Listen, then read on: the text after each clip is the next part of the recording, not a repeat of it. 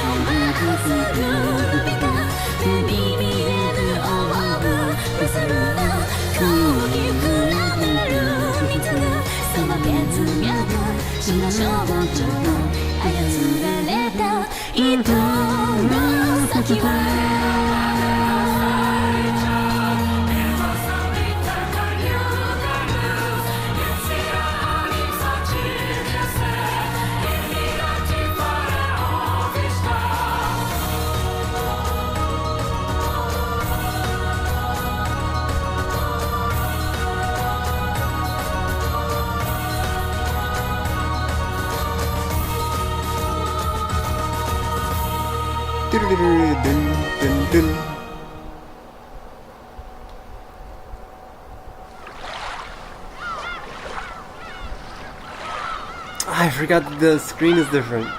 It's so pretty. Hi, Dawn. Elizabeth Midford woke me. Very good, very good. She fits right in with this game. Good morning. This is in Homestuck. Homestuck gets updated every day. I already read and discussed today's update, so no more Homestuck for the rest of the day. No Homestuck tomorrow either. Homestuck Monday though.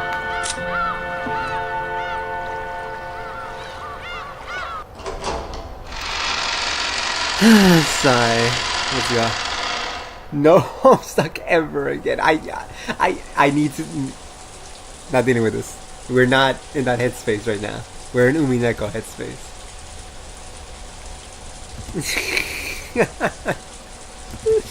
Very well. One sec. Day instantly better. The gif is ridiculous.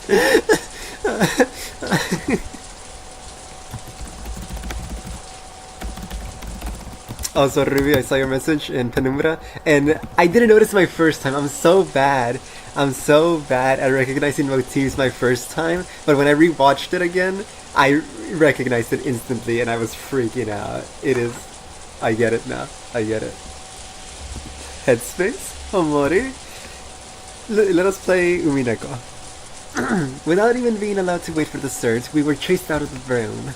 I heard that in the end our parents weren't able to get grandfather to respond. Well, I hate to say it, but I feel like giving grandfather a high five right now.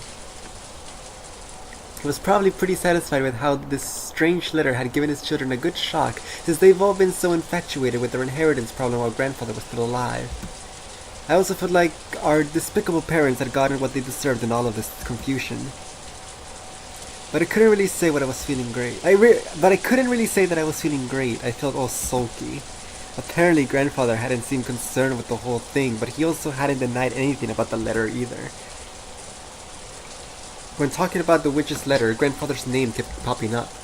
If grandfather knew that someone was stealing his name and then considering his character, he'd probably be mad with rage. But even though grandfather now knew the contents of the letter to be cold, he coldly ignored it. So did that count as a silent yes? Aunt Eva and Dad were trying to interpret the letter in their favor, their greed clearly visible. It wouldn't have mattered so much if that was all, but the adults had now started focusing on Maria, who had received the letter. They kept pounding her with questions about who had given it to her. Maria repeated over and over that she had gotten it from Beatrice, but there was no way such a mysterious person could have sneaked onto this island. After all, this island's small and there's no one living on it outside the Ushinomiya family household. Maria kept repeating that she'd gotten it from Beatrice, no matter how many times she was asked. The adults seemed to think she was trying to trick them, so they didn't hold back and question her until she broke out in tears. When Maria was released, she sobbed, all worn out from crying. After our parents ordered us to go to the guest house and take Maria with us, they shut themselves up in the dining hall and started getting louder and louder as they discussed the inheritance.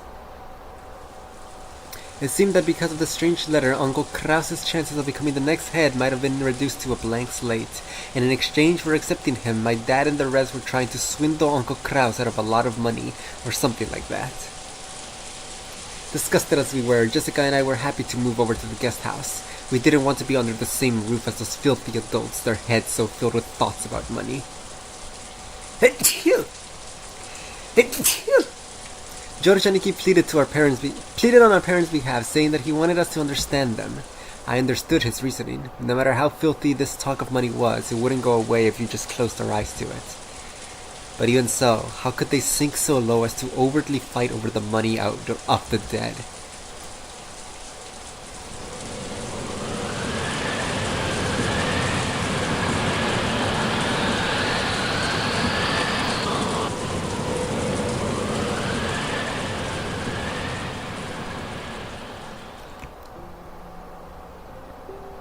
Maria had cried herself dry and was hiding in her bed. She hadn't even twitched for a while, so she was probably sleeping. Who in the world gave that letter to Maria-chan? George-ni-san, you can't ask her that anymore. Isn't it fine to say that Maria got it from Beatrice and leave it at that? After all, we don't want to make her cry any more than this. Even though we said that, we couldn't clear away a gloomy feeling. There are only 18 people on this island now. We thought that somewhere in the rain, a 19th person gave Maria-chan the letter and is now hiding somewhere. Doesn't really seem realistic at all. Most likely, somebody got Shannon or someone else to put on a dress from that portrait and cleverly got Maria to go along with their story. Though, in Maria's case, just seeing the dress would probably convince her that it really was Beatrice. Maybe it doesn't really matter who handed her the letter. The important thing is who sent it. The point is that the grandfather wanted to cause an uproar by assuming the name of the witch. Seriously, that old geezer's good at writing people up. The most likely answer is that our occult-loving grandfather was playing around, handing the letter over to Maria, who shares the same hobby as he does in such a dramatic way. Though he failed to give any thought for what Maria would have to go through, making it a pretty shitty thing to do. Seriously, messing around with Maria's pure heart. It doesn't matter who handed the letter over, but I guess that she got it from Beatrice, so let's treat it that way. I agree. Let's do that. To Maria-chan, Beatrice is kind of like what Santa Claus is to most kids. Whether we're dealing with some non-existent 19th person or Santa Claus, as long as we all acknowledge them, they'll at least exist inside Maria. I see. Guess it can be important to lie to a child to protect their dreams. What's up, Jessica? Are you still angry? Jessica had her hand on her chin as though there was something that she just couldn't understand. When I called out to her, she came to her senses. Sorry. Well, actually, I was wondering if Maria might have actually met Beatrice. What do you mean by that?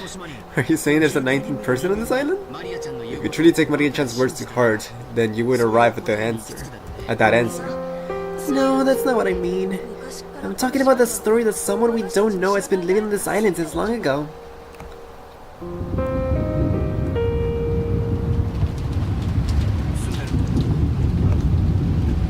Living, you say? Where? In the forest.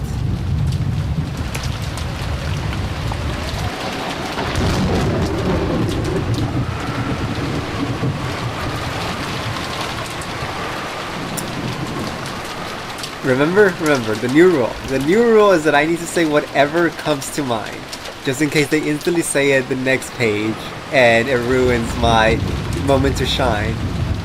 Or just to have it written somewhere. It was something I've been thinking while I wasn't streaming. I'm always thinking about Umineko. And I'm just thinking, like,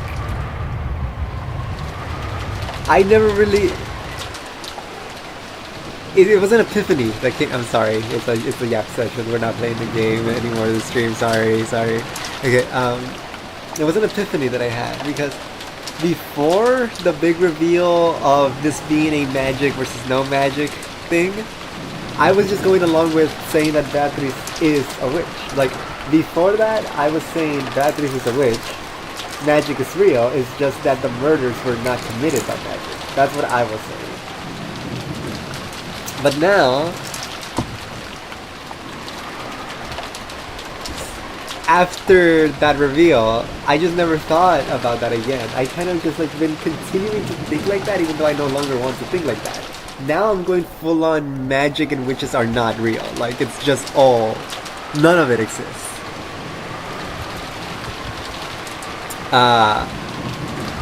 So that brings to mind something that I never thought about for some reason. But now that I thought about off stream, is thinking that who's Beatrice? Like it's a person that exists. If they're not a witch and they're not magical, who is Beatrice? Like this is still a character in this game. So who are they if magic and witches aren't real?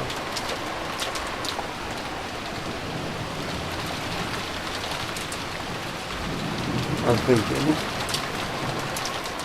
Because this always happens. I always have a thought like off stream and I give it a little bit of thought. And I'm like, yeah, maybe I should talk about that next stream. But then on stream when I actually think about it, the pieces start connecting more and it starts making sense. And I get all giddy because it's like, oh. So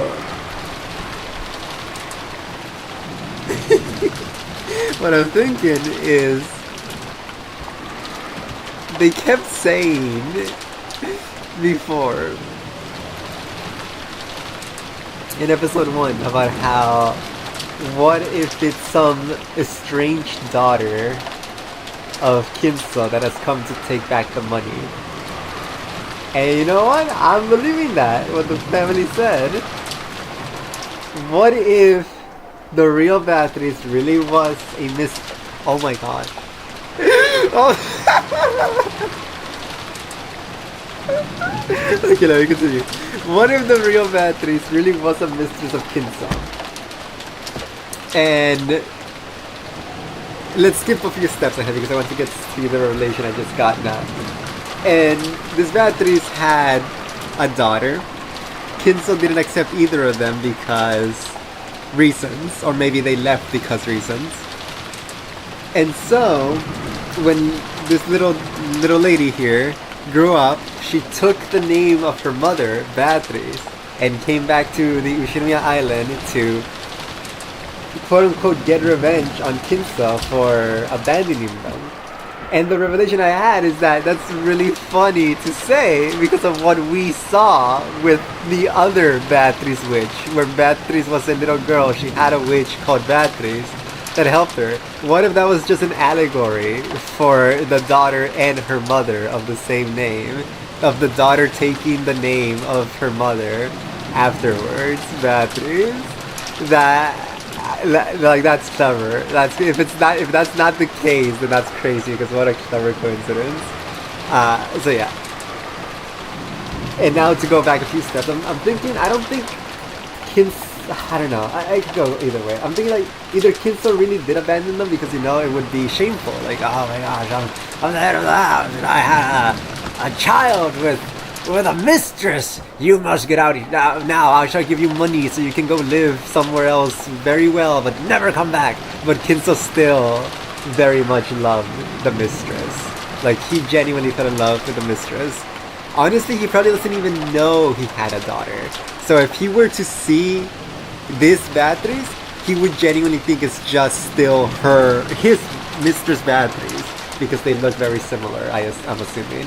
Because, you know, the portrait is of the mistress. So, since our Beatrice looks just like the portrait, I mean that she looks just like her mother. Even though the other Beatrice, which we saw in the flashback, didn't look like her. But that's, you know, that's an allegory, that's a metaphor. If it was too obvious, it would be too obvious. So it's either that, or it's that the mistress left on purpose because they saw that Kinso was a bit too obsessed with her. And she needed to go, but I don't know. I think he kicked them out, but he was still in love, and he really regretted it. But he didn't have a choice because of his ego and self-image of needing to look like a good head of the house. And that's why this connects back to this being a love story, because it genuinely was a love story with a mistress, but it's the same deal where his thing is obsession. most likely this mistress was a servant, and that would connect the themes of Jessica falling in love with Kanon and Shannon and George falling in love. Kinso fell in love with one of his own servants, Beatrice, and that would connect those themes there. So, but since she was a servant, it wasn't like true love. It was, he saw her as an object that he could play around with, and he just became obsessed with her because of how beautiful she was. So, yeah, that's what I'm thinking now. Beatrice really is the estranged daughter of Kinso. And that's why, oh my gosh, and that's why our Beatrice is so disillusioned with love. It's not that she went through heartbreak, it's that she saw how much her mother suffered because of a man, because of love. So she grew up not believing in it. Who knows, maybe Mother Beatrice taught her, like, never trust a man, they're all good for nothing, or whatever. I don't think so. I think that Mother Beatrice might have been a nice lady. But little Beatrice saw everything. She saw how her mother was suffering so much because of love. So that's why she is so disillusioned with love and only sees love as a path to ruin and to breaking up and sadness, because that's what happened to her mother. And that's why Butler needs to show her that love is pretty epic sometimes. I am very happy with this. Like I said, I always think about little things off stream, and then when I actually talk about them on stream, that's when I actually start connecting the dots. And this one makes a lot of sense. Write it down. I like that a lot. Because again, Beatrice is real. She needs to be someone. And this just makes sense. Anyway, we're gonna play the game now.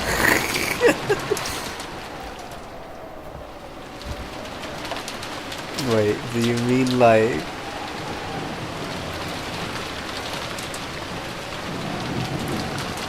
without love you cannot... It's all connected. It just makes sense. Yes, it all makes sense. Oh my gosh. Oh my gosh! And then you have... I'm sorry, I'll play last thing. Trust. Then we have Rosa, who also had a husband who abandoned her. So that's why Beatrice actually has a soft spot for Maria and takes her on as her quote-unquote apprentice, because she sees herself in Maria, a daughter of a most likely probably broken woman who got her heart broken and abandoned by love in a man. Oh wow. Okay, let us continue. I'm just masterful. The adults were gathered in the dining hall, spending a very long time continuing the discussion that had been started about Beatrice's letter. Kraus strongly claimed that the letter was a simple prank, but he couldn't overturn the claim that Kinso's failure or to deny the letter was answer enough. Judging by Kinso's character, he knew that a letter had been written in his name. He would be mad with rage. Since all of the siblings knew that, Kraus had no choice but to withdraw his claim. Okay, but actually I have a problem. That one does kind of contradict my whole thing of thinking that Kinso's the one behind everything. Because Beatrice being an estranged daughter who wants to get revenge would make sense for her wanting to kill everyone. But no. None of what I said changes the fact that Kinso's still insane, believes in witchcraft, and believes that his mistress Beatrice is still alive, is a witch somehow, and can come back. Like, he's wrong about all of that. What's happening is that his daughter is gonna come back, which is weird. Like, that's already weird right there, right? But this is Ryokishi, so it's not weird enough. So no, I still think that Kinso's behind everything. I just believe that Mother Beatrice wasn't a witch, but maybe she was, old-fashioned, and she believed in witchcraft and all that. So she taught Beatrice mythology and the occult.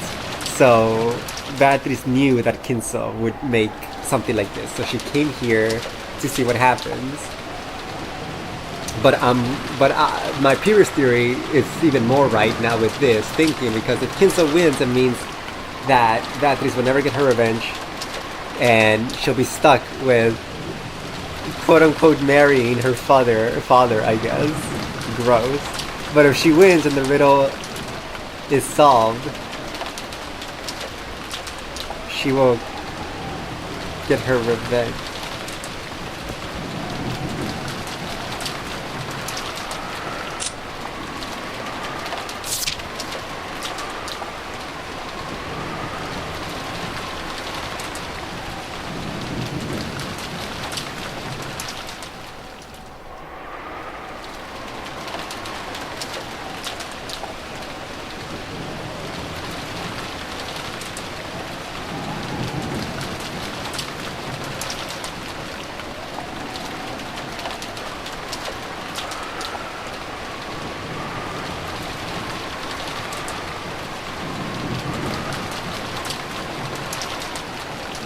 I don't know. I was thinking that maybe the riddle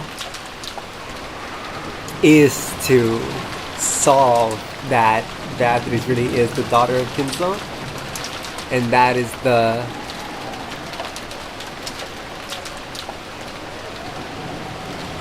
behold the sweet fish river running through my velvet hotel. Like everything up to before the Twilights could be allegory for an estranged child to me.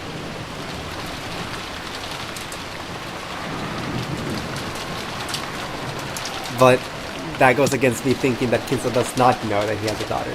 Either way, that's just a thought to put in the back. Anyways, playing the game. Playing the game. Just interesting. Very interesting. Since all of the siblings knew that, Klaus had no choice but to withdraw his claim.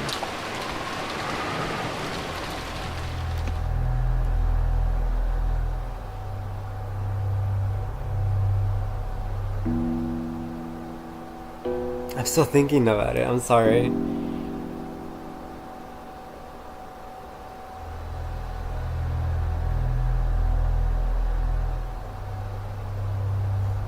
I don't know, let's just keep going. I put in a penny for my thought out there. I don't need to elaborate on it anymore. The game can elaborate for me.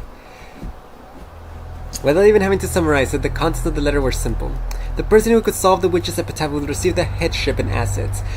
This did a lot of damage to Kraus, who had been sure he would receive the headship, and was better news than the rest of them who had already given up could have.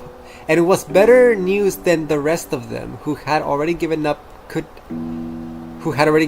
have hoped for. Oh, okay, I get it now. That was a weird sentence. However, there were some points that worried them. The person who solved the epitaph was not limited to a member of the Ushirimiya family. Taken literally, anyone, no matter how doubtful their origin, might receive the headship.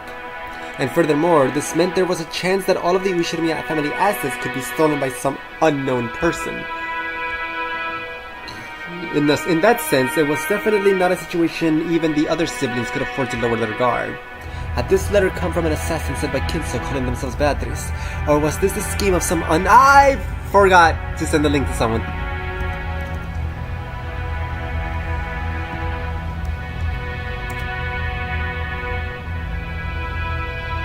We're back. Or was this the scheme of some unknown person trying to steal the Ushirimiya family's wealth? They still didn't know the truth, but they could say one thing for certain. Maria had received this problematic letter that shouldn't have a fandom. Received this problematic letter today on this island. In other words, someone planning something to do with the letter was on this island today. Had it been set up by Kinzo, one of the four siblings, or maybe some unknown person, no matter how much they suspected each other, they couldn't reach a conclusion. After getting tired of bickering with each other, they finally reached the extremely obvious conclusion that doubting each other was a waste of time.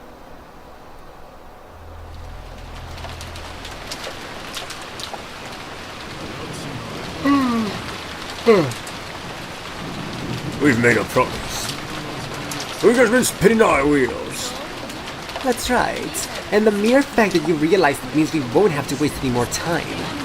It is not certain that father sent that letter. My husband is merely exasperated by your inability to hold a conversation. Who's unable to hold a conversation? You keep yelling at me every time I say something. Do you truly think that such shameful behavior is fitting for a member of the Ushirimiya family? Would you give it a rest, Seba? You too, Natsui-san. The topic's finished for now. Shall we go cool our heads off for now? Let's have some cool drinks brought over. That sounds good. It would probably be wiser if we cooled our heads. Don't you want to take a short break too, dear? Haneki looks like she's in a bad mood, so I'll pass on that break. But I agree about the cool drinks. Rosa, have someone bring some water. A whole pitcher. Yes, understood. Rosa headed over to the extension telephone in a corner of the room and called the servant room. She then passed on what Rudolph had told her to the person on the other end.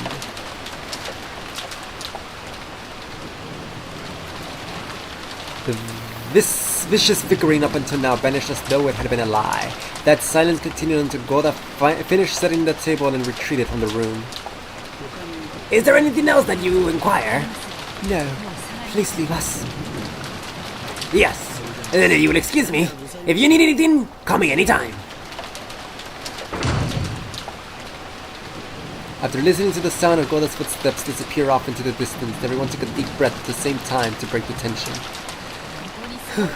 The sure is raining hard. I wonder if this 19th person is taking shelter in the rose garden at Arbor by about now. I wonder. They might be able to escape the range there, but it would be quite cold. A mysterious 19th person as a visitor. Sounds pretty interesting, just like a mystery novel. Normally, in that kind of story, it's a safe bet that the person doesn't exist, that one of the us 18 would be faking it. I suspect Genji and the others.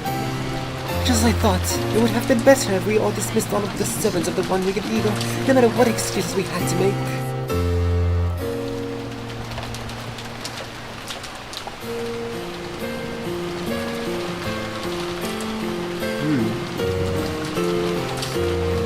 Come now, don't say that.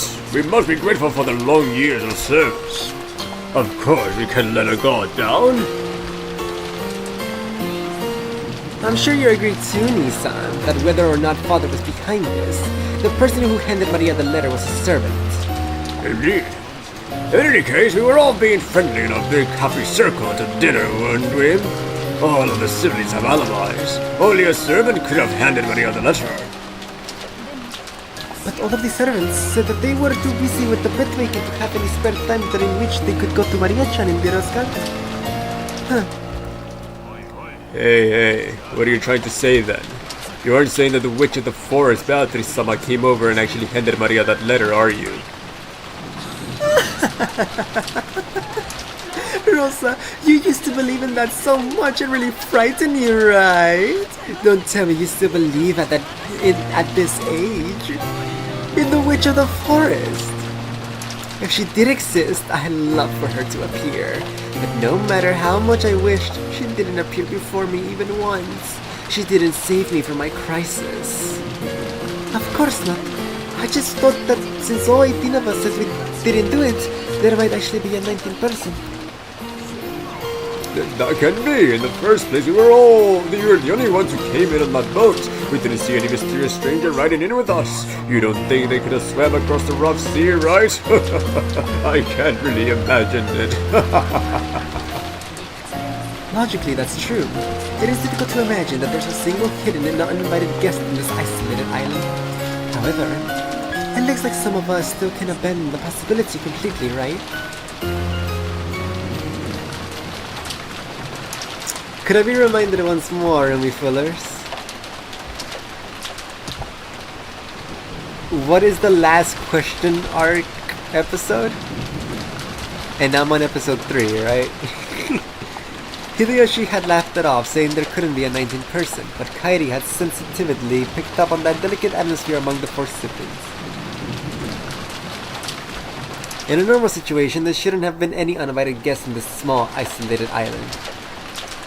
How could they have come here and from where, and where were they hiding?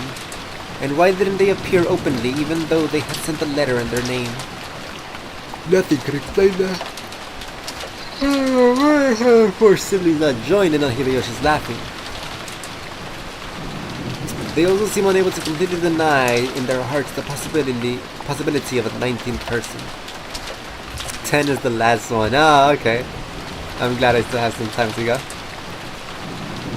Kairi-san, please don't misunderstand. It's not as though we believe in anything like that fairy tale like Legend of the Witch. This is another topic to insult father. Simply speaking of such a thing as betrayal against him. 1 4 questions, 5 8 answers. Which one is the one Ruby Tomate is very eager for me to play? 4?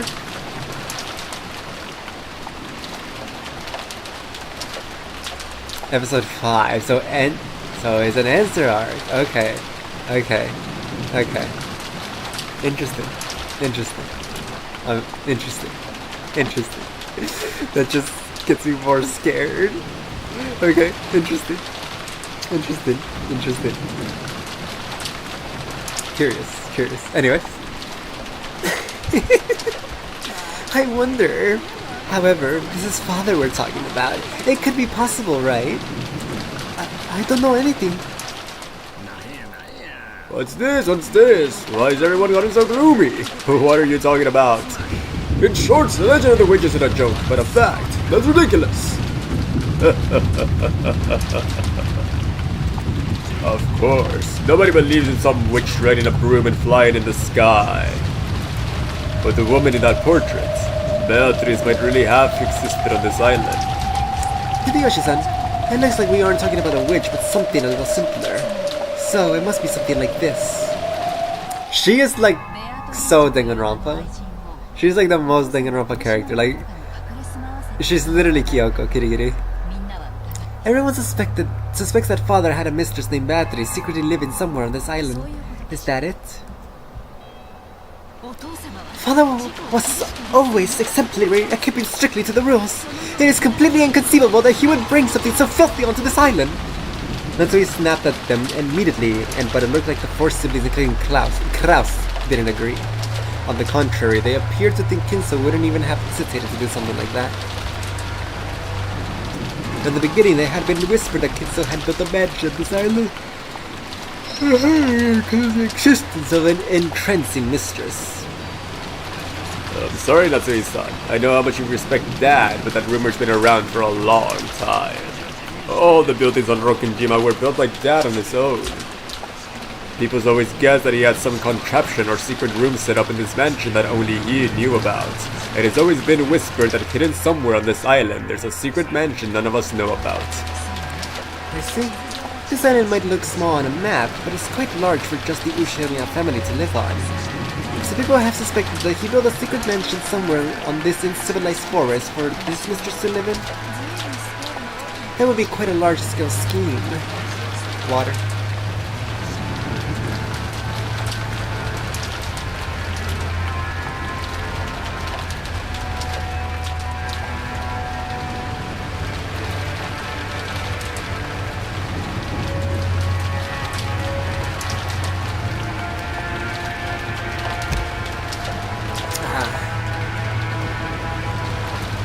In the beginning, people thought it might be somewhere inside the mansion. That there might be a hidden basement with a fabulous hidden room where the witch in the portrait was secretly hiding. After seeing that intricate auto lock on that study, it isn't too hard to imagine, right? After all, a father did stand that rumor that a large amount of gold was hidden somewhere by some mechanism. I wouldn't be surprised if there existed some hidden room inside this very mansion that none of us knows about yet. When Mother was alive, she would often scour the entire mansion searching for father when he wasn't anywhere to be found. Mother also suspected that what Rudolf just said. She believed there was a hidden door or stairway somewhere and that his blonde-haired mistress was hidden behind it. It's hard to believe, but there are some actual examples in some other countries of people cheating with someone over a period of several decades and making them live in a hidden attic room. Furthermore, Kinso had a mansion this extravagant. It was possible to suspect the existence of a hidden room. From what I heard, the legend of the Rokkenjima witch was just a fairy tale made up to scare children away from the uncivilized forest. But isn't it starting to sound like there's a little more to the story? Well, as you know, this is a lonely island without anything but the Ushiramiya mansion on it. When Rosa and I were little brats on stormy nights, we got so scared by the sound of trees rustling in the direction of the forest. We had this crazy delusion that something weird might be looking out at us from behind those trees. It's only natural for a brat to think of something like that. But when Rosa and I complained about it, some people figured it was more than a brat's imagination. Isn't that right, Aniki? Yeah. Nisan and I thought you might have coincidentally spotted father's mistress living in secretly on this island, and she went out for a walk when no one was looking. Of course, Mother felt the same. Even among the older servants, you often heard a ghost story about how the witch of the portrait wanders the mansion at midnight. Outwardly, I laughed it off as just a ghost story, but on the inside, I suspect very much that it hinted at the existence of a hidden mistress. In that case, you're saying that the existence of a 19th person might not be completely ridiculous. That they might actually be somewhere around here. Sounds like one of those devil's proofs Rudolph's always talking about. It might be possible to prove that there is a 19th person, but it's impossible to prove that a 19th person doesn't exist. Should we continue the discussion under the assumption that there's a person named Beatrice hiding somewhere on this island? That's a good plan from the perspective of risk management. It's probably much more prudent to say she might exist rather than saying she doesn't exist. I see. Sorry, I was a bit careless. Rosa-san, sorry for laughing just now. It's fine. I don't mind. Hideyoshi apologized deeply for taking the worst-case scenario lightly, despite calling himself the president of a company.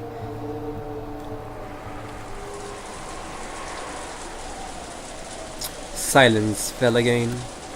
Preparing for the existence of a 19th person would mean in effect acknowledging the presence of some unknown person hidden on this island. And since this person might be planning to do something shady, it was only natural and the conversation would turn into an ominous direction. In the past, Father would sometimes suddenly disappear without telling anyone where he went. After all, he was a man who valued silence. It wouldn't have been out of the ordinary for him to shut himself up in some library room after purposely not telling anyone where he was going. However, when the witch theory was solely refined into the theory about his mistress, people eventually whispered that he was secretly going back and forth to see her. Mom was totally paranoid in her last years. She'd sometimes suddenly start making a fuss, asking the servants to start looking for Dad immediately because of some urgent situation. Yes, that did happen sometimes. Mother was always doing things like that in her later years, and the frightening atmosphere still hasn't gone away. I can say it for certain now. She was a person to be pitied. So then, what happened with those large-scale searches of the house? Did they find anything? No.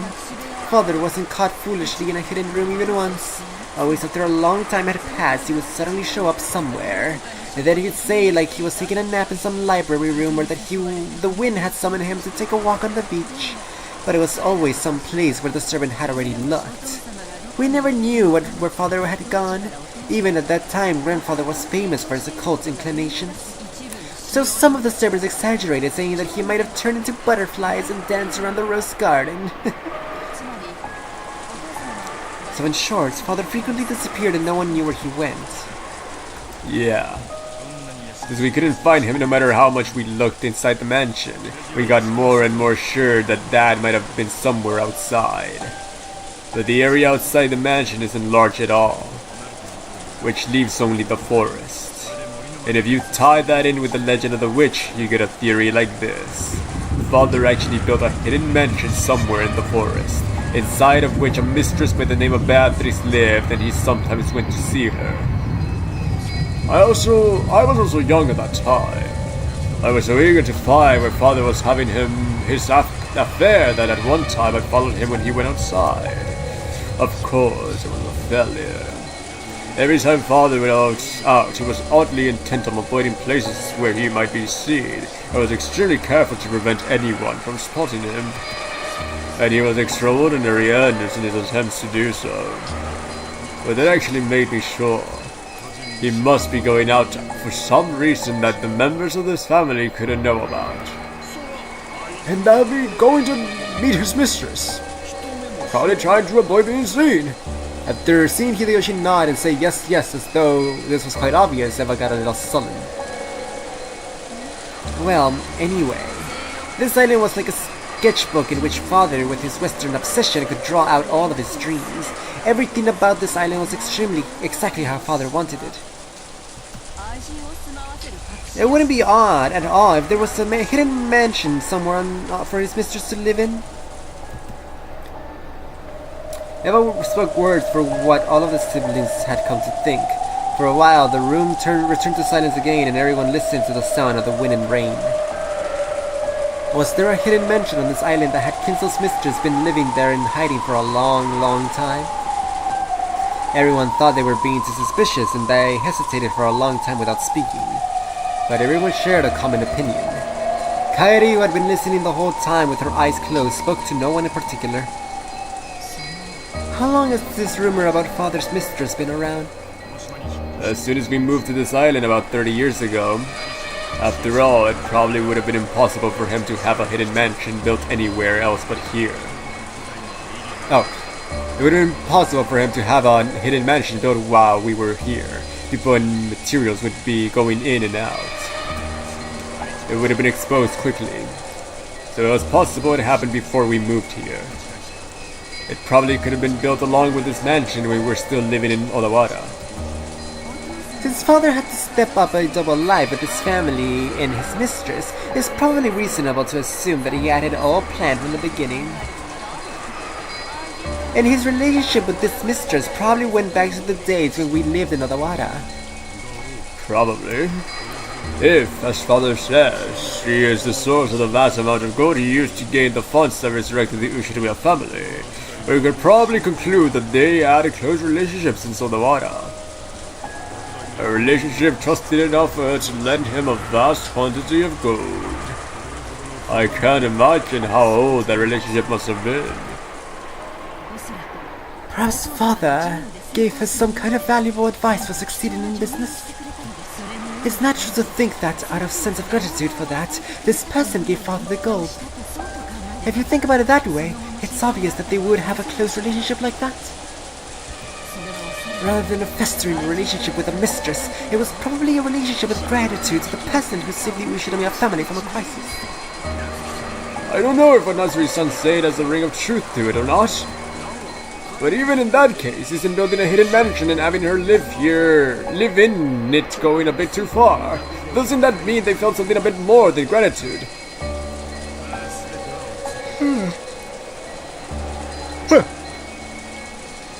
Well, this is just all speculation. In the first place, no one's ever found that hidden mansion. Aniki, you were planning on expanding this island into a resort, right? As you were doing that, you didn't manage to stumble upon it by chance, did you? Maybe you even bumped into some gold there, too,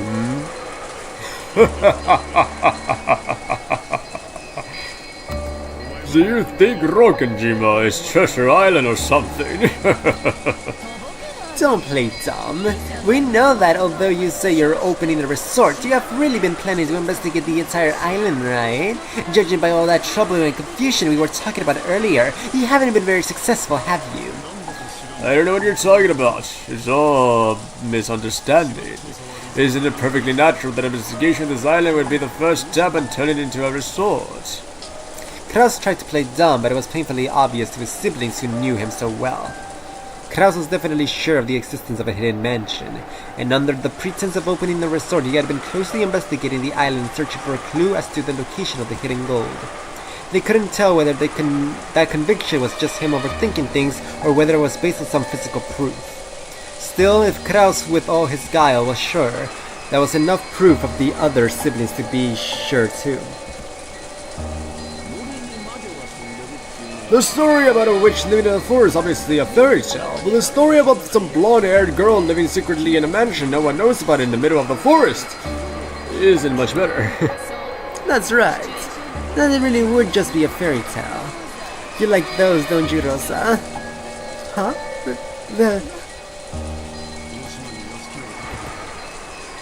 entirely unnecessary and unprompted. That just out of nowhere. For no reason. No reason at all. When the mansion was built on this island, father was at the height of his prosperity. With his money, he could probably obtain anything to make any of his wild imaginings real. A mansion in the forest where a witch quietly waits. It sounds like the kind of situation father would like. Doesn't it? Like something from the occult or fairy tale. It feels like dad's kind of hobby. On this island in which the Ushiriya family had lived for 30 years now, a hidden mansion that no one knew about had been quietly built to house a witch about whom nothing was known except what could be guessed from a portrait. Even this hastily thrown together theory might not be completely delusional considering all of Kinso's strange habits and his vast wealth.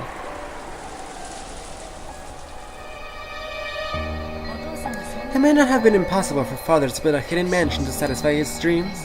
However, let's be realistic. It would be possible to house his beloved woman. Would it be possible to house his beloved woman in that hidden mansion for decades without it becoming inconvenient? Well, if there was love, it could have been doable, right? Think of the facilities needed to let this beloved woman live healthily. And in that way, that would satisfy father. For example, even if it was on a small scale, it would have to be an intricate and pleasant residence. And it would probably need to have electricity, gas, and running water maintained, as well as possibly some people to help her. Even providing for her meals would be quite difficult. She would need clothes and makeup, daily necessities. The needs of a woman aren't simple. Would it be possible to maintain all of that without any of the family or servants noticing? When you say it that way, it sure sounds like a weak point in our theory. But that isn't enough to get rid of my feeling that Dad might have been able to do it anyway. After all, it's Dad we're talking about. That's right. It's our father. If father wanted to succeed in an endeavor, he would succeed no matter what. Saying that something would be difficult for a normal person and that therefore impossible doesn't apply when it comes to father. Indeed. You should never underestimate father. Father's madness can be understood by normal people. I wouldn't put it past that, Kinsel. As long as you stick to that phrase, a considerable amount of credibility can dwell in any absurd story. However, that didn't cause the importance of what Kairi had said to waver. It was difficult from stealthily raising a kitten in a cardboard box and keeping it a secret from your parents. Taking care of a person in secret over a period of 30 years would be an incalculably massive task. After all, Father's legend of the gold started before he gained possession of Rokenjima. That means his relationship with his mistress was over 30 years long. How old would that make her? In the worst case, she would be as old as us or older, right? By that age, the body starts to break down. I don't care what the mansion's like, I wouldn't use the word agreeable to describe living in a place where people's eyes can't reach, almost like she was under house arrest. That's right. If what father told us about Beatrice is true, then the relationship has lasted for over 30 years. She might have been a charming young woman at the time, but it probably makes sense to assume she's an old bag like us now. I can't easily imagine that given the contents of that letter. You should talk. Kraus laughed as if none of this applied to him. Of course, Eva was offended, but she didn't strike back.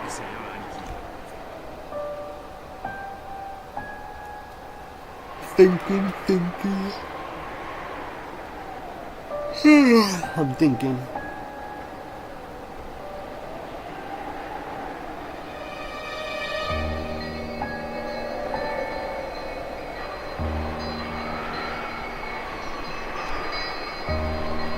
Nothing. Wait it up, Nikki. So if everything we're thinking is true, then she should be joining in on our dad's inheritance problem with her head held high. After all, there's a good chance their love was mutual, unlike with Mom. Even if she knows she's a mistress, she might also be proud to be his true wife. That is an insult to Mother. Yeah, sorry. However, everyone knows that it was a political marriage decided on by the elders among his relatives. Because of that, it definitely wouldn't be strange for Dad to have a mistress. The family sank after the Great Kanto earthquake, and father was set up with the Ushiramiya family head against his will. However, in the beginnings, the elder relatives treated Kinso like a dummy and influences him powerfully, almost like he was a puppet. He wasn't permitted to decide anything by himself, not even his marriage partner. Ever since he met the Golden Witch Beatrice in those distant days, Kinso's legend of the gold was quickly embellished into something dramatic. In other words, it could mean that Kinso really did find a woman he loved. If she also knew the whole story, even if they weren't in marriage partners, it wouldn't have been odd for her to consider herself his true wife inside her heart. And now, the person registered as his true wife was already dead.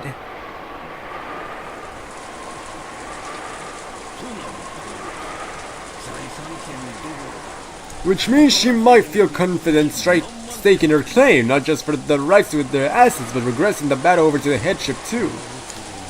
I see. I'm starting to see the purpose of this letter. The headship goes to the one who solves the riddle of the epitaph. Is that what it means? Even if the mistress was added to the family ranking system, she isn't a direct relative of father, so she'd be inferior even to the children.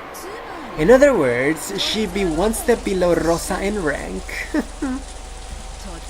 That wouldn't be a good position to enter the battle for the headship from. I see. So that's it. If someone can solve the witch's riddle, they'll get the headship regardless of rank. In other words, it's the most advantageous condition Beatrice could possibly get since she's got no chance otherwise. The revival of the Ushirima family was made possible by the gold Beatrice bestowed. That was quite a distinguishing service she had provided. She had built that wealth together with Kinso, so it was natural that she would think of herself as the one who should inherit it. It would also be unnatural for her to despise the thought of giving it up to the children of the wife Kinso never loved. How could she be so impotent? Even if such a mistress actually exists, doing on the matter from the rights to the head's inheritance would be a reckless action far above her place. What's disregarded for her own position? Natsuri turned red, her fists quivering. She had also come into the Ushirima family registered due to complicated circumstances. Those who knew that understood more or less why she was so angry for the sake of Kinso's dead wife.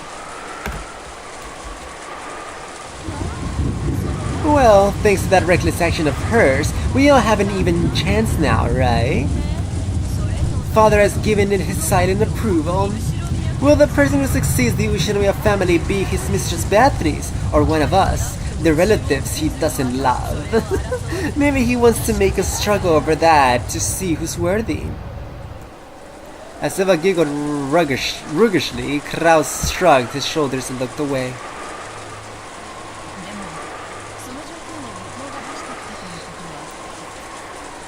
However, since she's the one who brought the rule to light in the first place, maybe that means it gives her a significant advantage.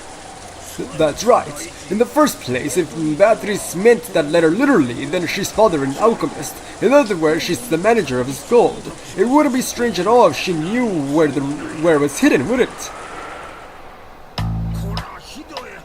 Isn't that harsh? It's like she's giving us a riddle she knows the answer to. She'll probably show up rudely, say, "Hey, here's the answer, I'll take the headship now," and snatch everything away from us. That's right. The person who brings up the riddle always knows the answer. There's a good chance that this is all a trap to steal everything from us. If you think about it like that, don't you start to doubt whether she really had any gold in the first place? Why would she tell us about it? All she had to do was keep quiet and embezzle it. It really is strange. That certainly was the case. The epitaph showed the way to the hidden gold, why would she challenge them to try and solve it? If they actually did solve it, wouldn't all the gold be stolen from her? Could it be that this person was trying to stir the siblings up so that they solve the epitaph, and then plan to steal it all away at the last second? It was an extremely logical possibility. Now, if you spin the chessboard around, there might be a pretty good chance that they actually do have the gold. Why are you so certain? Wait, Aneki. Kairi, please keep talking. Why do you think that? After all, do they really think they'll let go of the Ushirima family headship? Just because someone tells us the answer to the riddles in the witch's epitaph? That we'd be so impressed by their answer that we'll just give up. Well, sure. No way they're so naive as to assume we just give up after being told the answer to a riddle. That we just say, "Here you go," and hand it over. Of course! The headship of the Ushirima family is not something that can be handed over so easily! That's it exactly. No matter how Beatrice might one-sidedly propose a game like this, even if she were to spectacularly show us the answer, there's no way we'd obediently hand over the headship. In other words, unless she had a compelling force in the form of challenging us to a game with equal conditions for us all, this won't truly count as a game. You're right.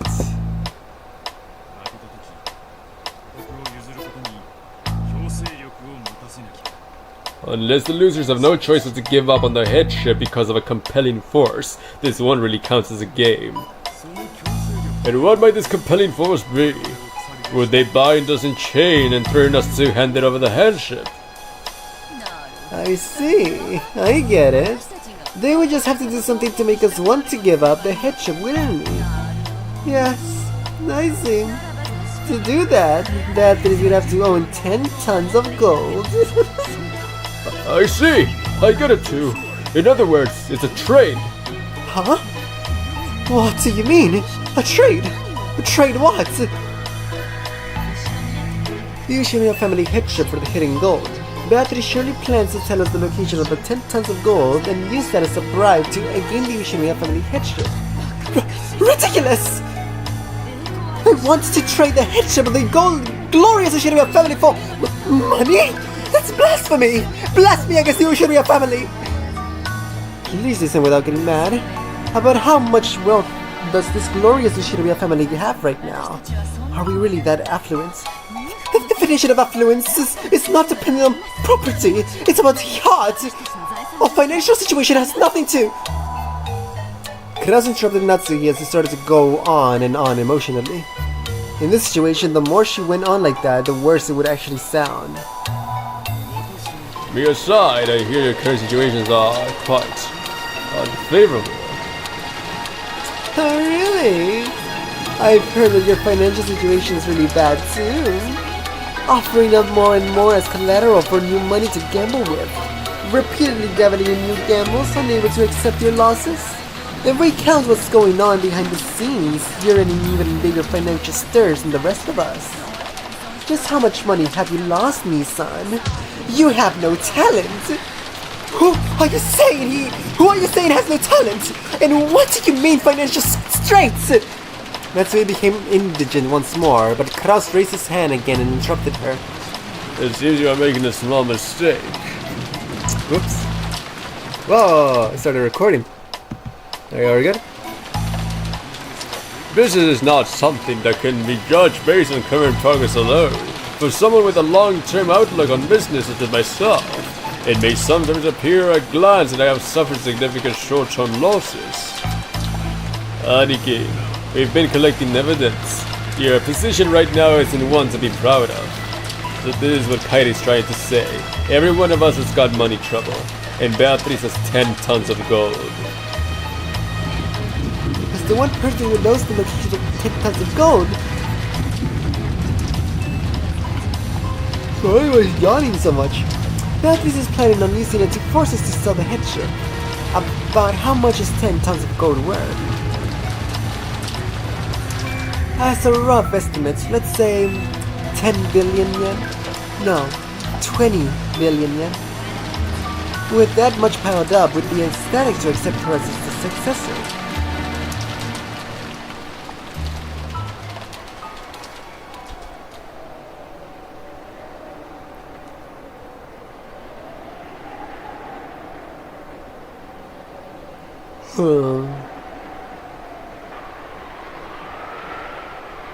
The scene returned to silence. In fact, the rain and wind fell even noisier now. It was probably the sound of the windstorm racing through the insides of their minds. This isn't funny. To think we give up the headship to some woman of doubtful origin, just because she had a little money stored up. Don't be stupid. The headship wasn't even yours in the first place, right? Ah, watch your mouth. We've got nothing to lose and money to gain. We have to calculate our profit and loss, but it's something worth listening to. They knew that Kraus had eaten up much of the Ushimiya family's assets. So it was dregs that remained on their inheritance versus the cost of being accepted as the head that Beatrice would pay. It was a shame, but honestly, the former was less enticing than the latter. Honestly, this is a really cool dilemma. Because, like, many of the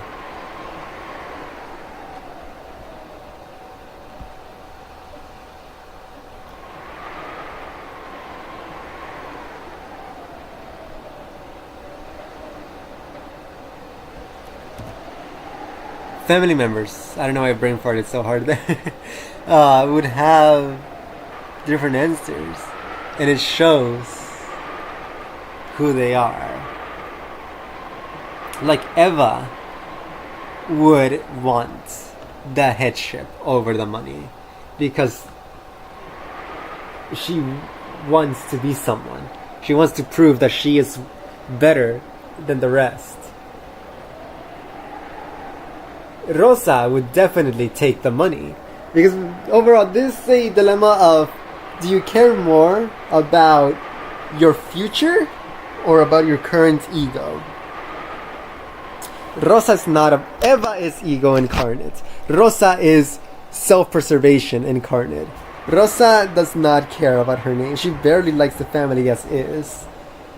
So she would definitely take the money because she's not in this for recognition, name, status. She wants to be cool. So she would take the money. But then you have someone like Natsuki who would also take the name, but not because of her ego, but just because of dignity and honor, because it's about the principle for her. And I just find that really interesting. It's really cool. It was a shame, but honestly the former was less enticing than the latter. Well, it probably wouldn't end up as 4 equal portions. Since Aniki would be giving up his position of successor, his portion would have to be larger. Makes you feel kinda jealous, you know. Dear, the amount of money isn't the problem, right? Your cowardly youngest siblings are trying to sow the glory of the Ushiro family for money, don't you see? Why aren't you displaying your dignity as the oldest son? Naturally. Stay quiet for a while. Dear! He's gotta die. He's gotta die. He's gotta die. There's a dizzying proposal. We were each planning on getting 250 million yen out of Aniki. If the witch treats us with 10% of those 10 tons. That's 2 billion. Yeah. That'd mean she's treating us with 10 times our original goal. That alone would be much more than enough for us. It's not like I've got any attachment to the Ushiriya name. I'd be happy to set it off. Even if 10 tons is a slightly optimistic figure, yes, it'll still be a fascinating prospect for us. You were trying to form an alliance among the siblings to check the outsider called Beatrice out.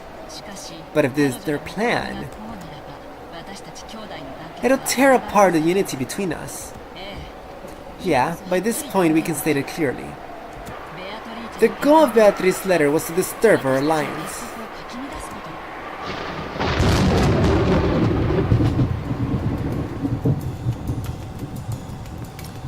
If the 3 younger siblings who never had anything to do with the inheritance were paid extra money to satisfy them, they would happily accept Beatrice as the next head. A moat had been dug all around Kraus. In that case, the negotiations would be one-on-one between her and Kraus. He tried to look strong, but Kraus' financial and political situation was extremely weak. He might bluff in front of his siblings, but on the inside he was considering entering negotiations depending on the sum of the money involved. In order to bury his losses, Kraus had taken advantage of the fact that Kinso had shut himself up in his room and had embezzled Kinso's personal assets.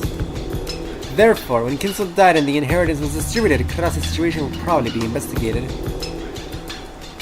But if he gave up his seat as the head to Beatrice, she would also receive rights to the assets, and as a result, the distribution of the inheritance and to the siblings would not occur. In other words, Kraus' embezzlements might not have to be made known to the other siblings. Of course, the siblings were frightened of Kinso, but it was doubtful whether they still actually respected him as a father. By this time, they each had their own families, their own wealth, and their own lives. If they paid enough money in exchange for Ronkenjima at the wreckage of Kinso's dreams, there were a significant likelihood that they relinquished the Ushiriya family name. In other words, Beatrice's victory was already guaranteed in this game. Not as the winner of Beatrice's game, but as the winner of Kinso's game. Kinso once ordered that the epitaph be put on display. And until today, no one had solved it. So Beatrice solved it. In other words, it's less of a game and more like a Beatrice's declaration of victory. However, Kairi still thought there might be a catch. If this was the declaration of victory, Beatrice would only have had to display the gold openly and state her intent to buy the inheritance. And yet she had gone to all of this trouble telling the siblings to try and solve the epitaph. Why did she set up this new game where she agreed to hand over all the gold and the inheritance to the epitaph solver? Katie tried spinning the chessboard around several times. She searched for this sort of ideal strategy Beatrice might be after, something that could lead to this kind of thinking. In the end, she reached a single conclusion.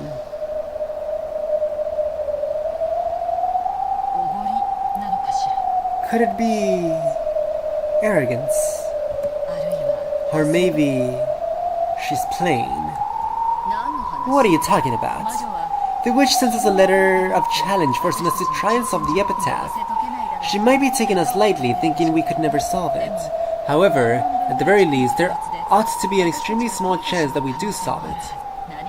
After all, we have here 4 of father's children by blood, right? The questionnaire called together 4 blood relatives who, if they tried frantically to work together and avoid having those assets stolen from them, might come across the answer of the riddle by chance. The reason the witch had a superior position in negotiations compared to the siblings was that only she knew the location of the hidden gold. But that hidden hiding place was exposed to someone other than her. The witch's advantage would crumble. In short, Beatrice gains nothing but risk by writing this witch's letter of challenge. Of course, it might have had the effect of splitting apart the siblings' alliance. But if that was her only goal, why would she take this risk, however slight it might be? It seems reckless to me. But if we keep in mind a certain type of emotion, that risk becomes comprehensible. I'm thinking.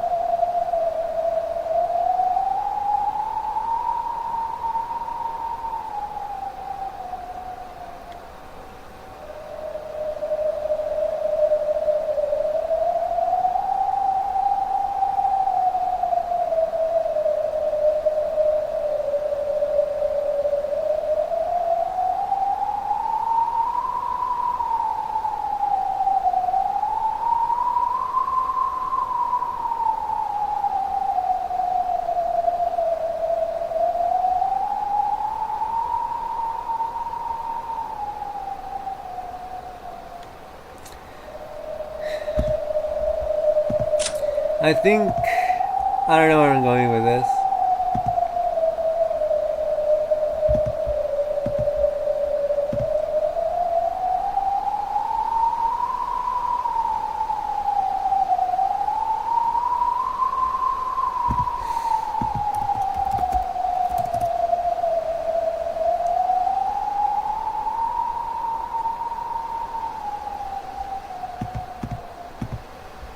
I think the problem is that we've been taking the epitaph too literally. I like how in my first stream, when we first learned of the epitaph, that's what I said, that we shouldn't take any of it literally, but then immediately after, I broke my own rules and started taking it literally. I think every single thing here is allegory.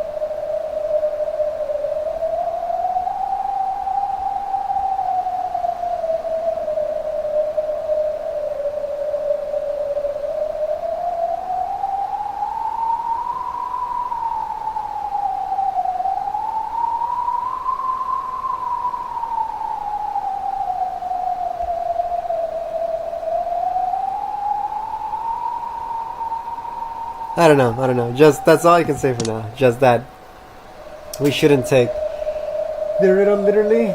Like the 6 chosen as sacrifices doesn't need to mean people. It could be something metaphorical, and those who are close also, like those who are close could not mean people. It could be like you must separate ego and arrogance from yourself to be able to solve this or something, right? Like, that's what I'm thinking. That's what I'm talking about. That everything could be extremely metaphorical.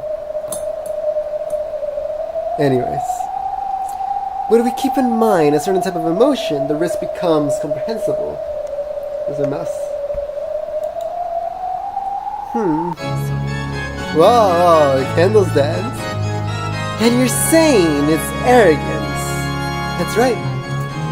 When people have an overwhelming advantage, they tend to get arrogant. And when they do, they want to show off that advantage to the loser so that they can sometimes take on small risks. A moderate amount of risk adds a little spice to the joy of victory. It'll be boring to win without any risk.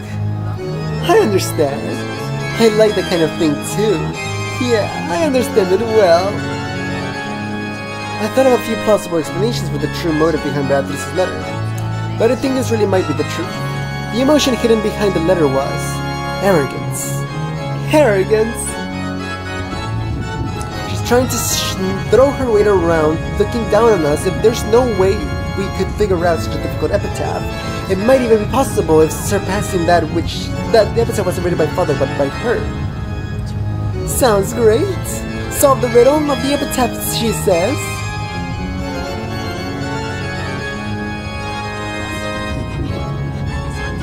If only I solved it, I would have been made the head, right? I'll solve it. I'll accept the witch's challenge. As if those other idiot siblings could solve it. I'll solve it by myself, and then I'll prove that I'm the one who's fit to succeed the Ushirabiya family. Her eye color changed. It's purple now, but I used to be blue before. I'll take that challenge. I will. Solve the riddle.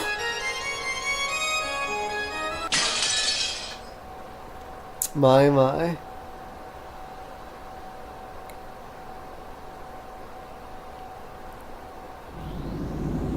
What?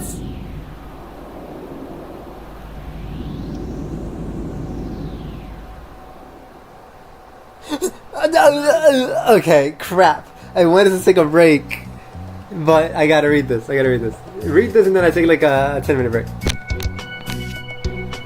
I see. So she's not a witch, but a mistress named Beatrice who lives on the island. So there can be more than 18 people?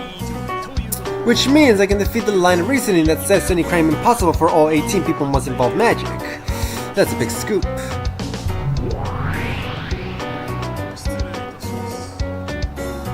Pardon me, Butler-sama, would you like some black tea and cookies?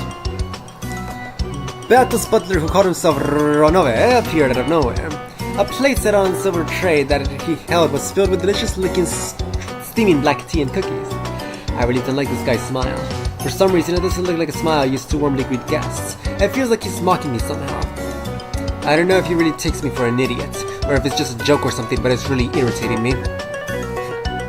I don't need any. I'm busy now. Leave me alone. Oh my! Such a shame, and the cookies were so delicious too. Cooked so wonderfully they would be wasted on a mere human. I'll eat some when I feel like it. Just set it down somewhere and get out of here. Will that be acceptable? Then I shall do so. You may eat them when you get the cold and stale, and then regret to the fullest that you did not eat them while they were fresh. You really are annoyed. Well, you're a lot better than that Belto who keeps doing that creepy cackle right next to my ear. Yes, that is quite true. There are times when milady laughter becomes quite undignified. Every time I hear it, I find it painful to comprehend. Why, such a noble demon as myself must serve such a master. Man, you're weird.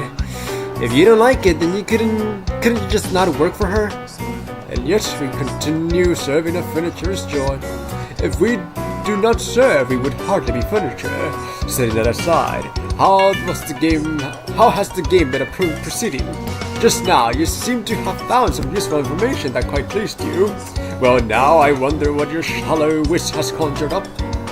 As Ronabe mocked me and giggled, he followed my earlier words literally and placed the black tea and cookies in a random spot nearby. In any case, it appears you are now more confident in the existence of a 19th person, yes? Would you be gracious enough to allow me to hear your opinion? Yeah, sure. I'm just going to say it again in front of Bato anyway. No reason to hide it. Basically, it looks like there's a hidden mansion somewhere on this island and that grandfather had his mistress living there. So the question has been torturing me about whether there are 18 or 19 people can be easily resolved. You have driven yourself into a corner because of the dead end that you yourself have created. Even though you denied the witch butler Sama, you hold a double standard and refuse to accept the culprit as one of the 18. The easiest way to deny the witch would be to suspect one of the 18. It isn't easy to gather alibis for every one of them. You always find at least one person with a fragile alibi. I could probably continue to deny the witch forever if I just used that person as a scapegoat. However, I refuse to do that. It's useless. It's all useless. Every one of those 18 people is either a parent, a relative, or a cousin to me. And those reliable servants who are sometimes serious and sometimes fun to be with. I won't let myself use any of them as scapegoats. In the past, my resolve wavered. That's how Bato hit me with where my heart was weak. Accepting and understanding one's own weaknesses. It is not something that can often be accomplished, but Sama, you use this theory without a 19th person as a spear, or should I say, a shield. In any event, in contrast to how unprompted you were in your previous games, the fact that you now have a compass bearing on how to fight is a dramatic leap forward, let us say. With this, you can suspect the 19th person and pursue your theory that the culprit is a human, without having to doubt any of the 18 you love and respect. That's it exactly. Like in the first game when Kanon-kun was killed in the boiler room, and a bunch of other places. There were plenty of tricks I could have mentioned without hesitation. As long as a 19th person existed. In the very first game Kanon-kun was killed in that boiler room, one might think he was attacked by Kumasawa-san, who was gone down in the boiler room with him. Or maybe that someone who had appeared to be dead earlier was actually faking and had ambushed him. Either way, it was a move that forced me to suspect one of the 18. However, by simply proposing that a 19th person existed, there was no longer any need to suspect one of the 18 for that murder in the boiler room. In short, I can at least deny the line of reasoning saying that. If something is possible for every one of the 18, therefore the culprit is a witch. Using this argument is easy to explain, for example, the problematic case that has already occurred in this game. Who gave Maria the letter? Even if all 18 people have alibis, I could easily explain everything by saying that a 19th person must have visited her and given her the letter. I'd say that's quite a good move. Now, how would I strike back against it? You say you still have plenty of weak points even if you are aware of them. Maybe the 18 person's attack would be an effective move. To judge the strength of your defenses, it may be amusing to contest that point again. Then how will you do it, Demon Butler?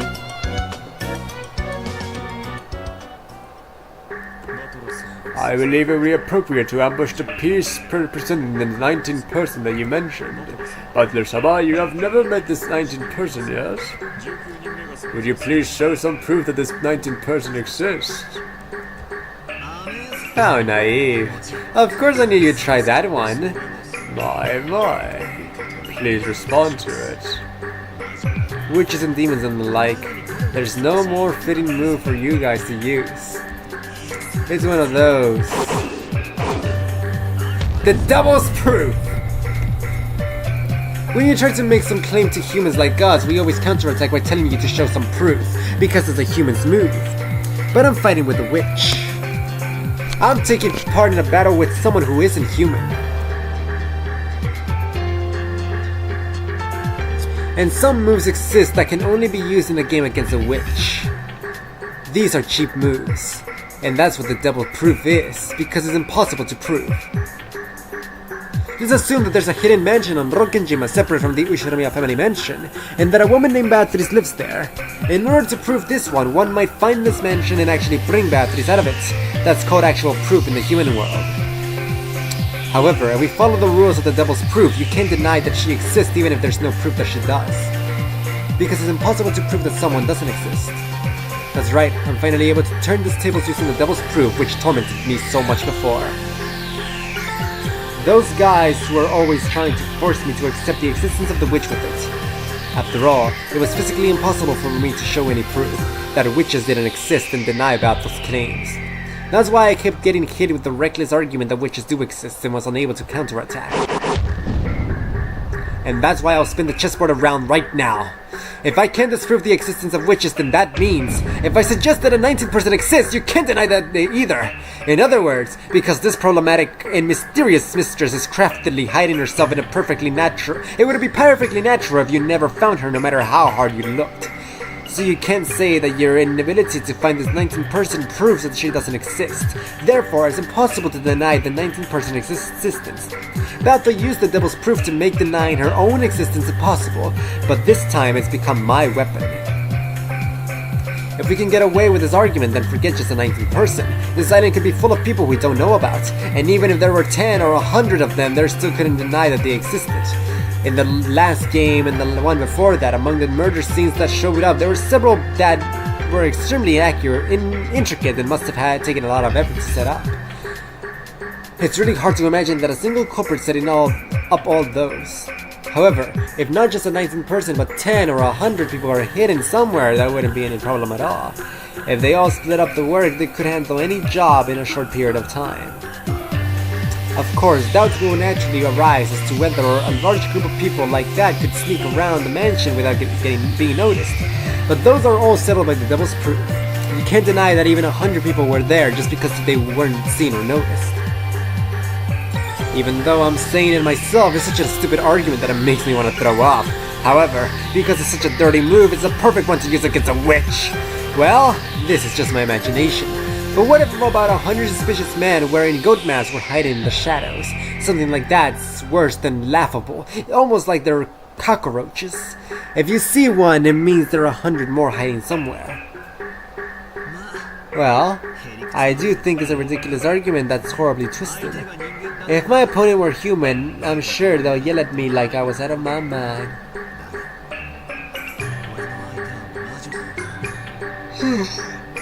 But my opponent is a witch. And after all, this is the kind of competition we're having, isn't it?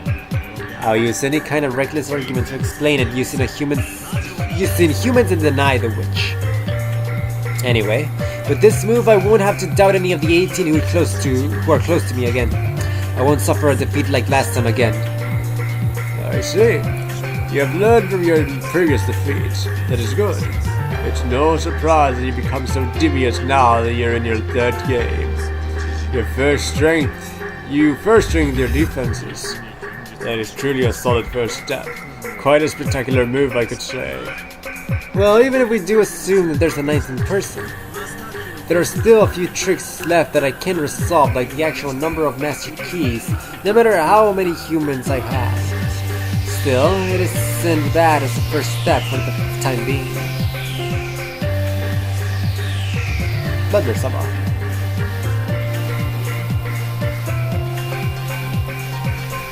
Your trump card is the important piece called the 19th person. You countered my move saying there where the proof was by using the Devil's Proof. A good skirmish. Although I must apologize for making a move by myself when my lady isn't here. I find that I too am growing slightly interested. I wonder if you will allow me to make yet another move on my lady's behalf. Let's have it. I've got no shortage of opponents, be they witches or demons. This move you present is called the Devil's Proof. It's the specialty of us demons, but there's also various other moves available to us. Do you know of a move called the Hempel's Raven? Hempel's Raven? What are you talking about? Oh no!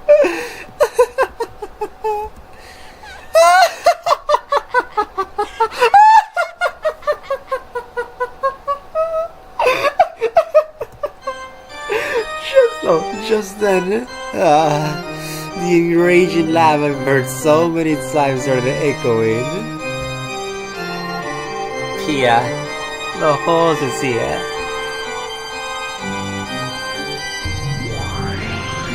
The room was filled with dazzling golden butterflies, and in the center of the whirlwind the golden witch appeared. If it isn't the lady, good morning. I thought you might be doing something interesting while I was away. Hempel's raven, was it? Such a familiar old move, I could almost laugh. To think the day has come when I get to show it off to Butler. It's a classic move to use against the devil's proof. Ronave, I will make this move. Do not get in the way of my fun. So you finally showed up, you guffawing witch. I see you're laughing like a freak, just as usual. This guy was talking behind your back just now, telling me how undignified you look when you do that. Right. How rude! Is that true? Nonsense. Why would I speak such gossip about my lady, whom I regard with such sincere respect? I can't believe you say something so shameless. Doesn't look like we'll be getting along well together. Well, that is fine. Let us return to the point at hand. Hempel's raven is used to show actual proof you've seen the contrapositive. In other words, it's a move like this. The witch what must you do to prove that ravens are black? Huh? What are you talking about? Prove that ravens are black? Wouldn't you just have to catch a raven and check to see if it's black?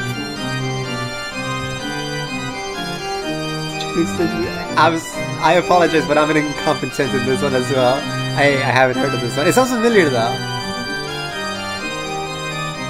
No, I don't think it sounds familiar. I was thinking of crap.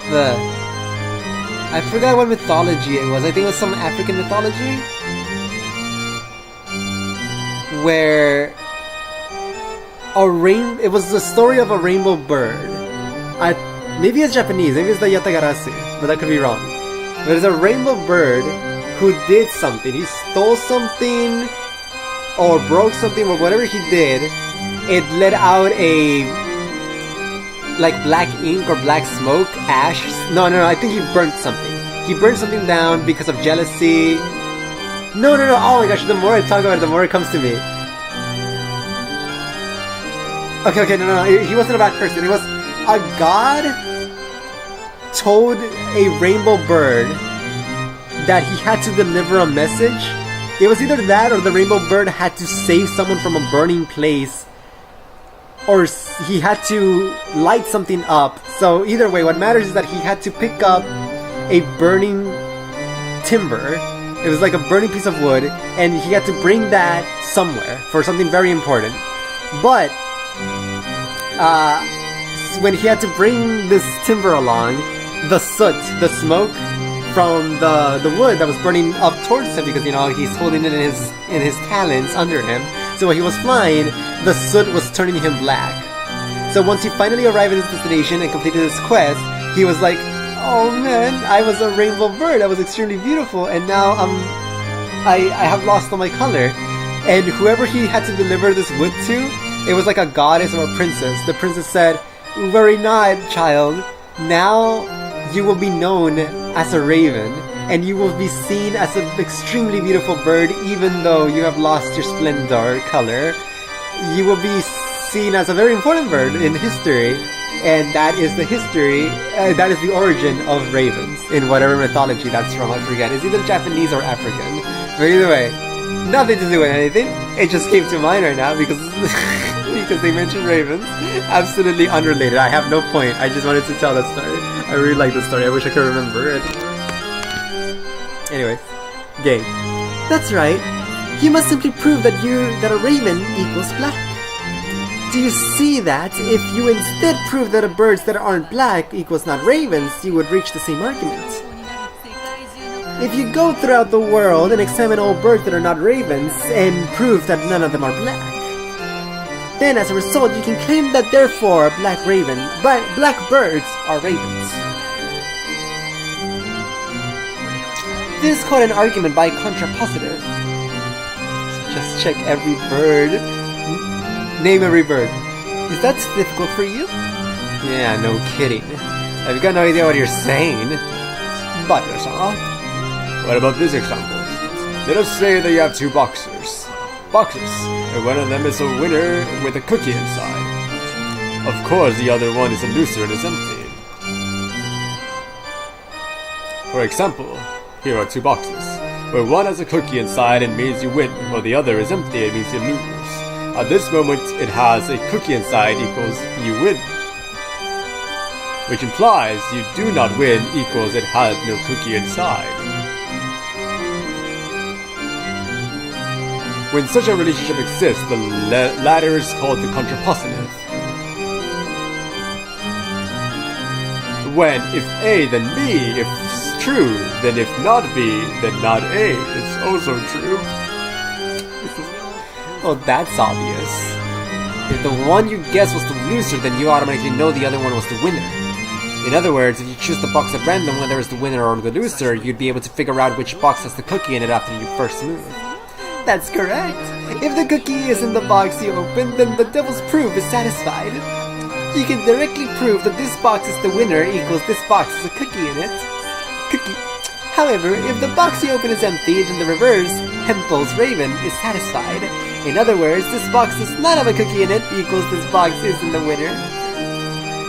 And as long as we accept the premise that there are no more than two boxes, the contrapositive shows that the other box is automatically the winner. Well, I think I'm starting to see your reasoning. Only poison can stop poison, and only twisted logic can stop twisted logic. Then what?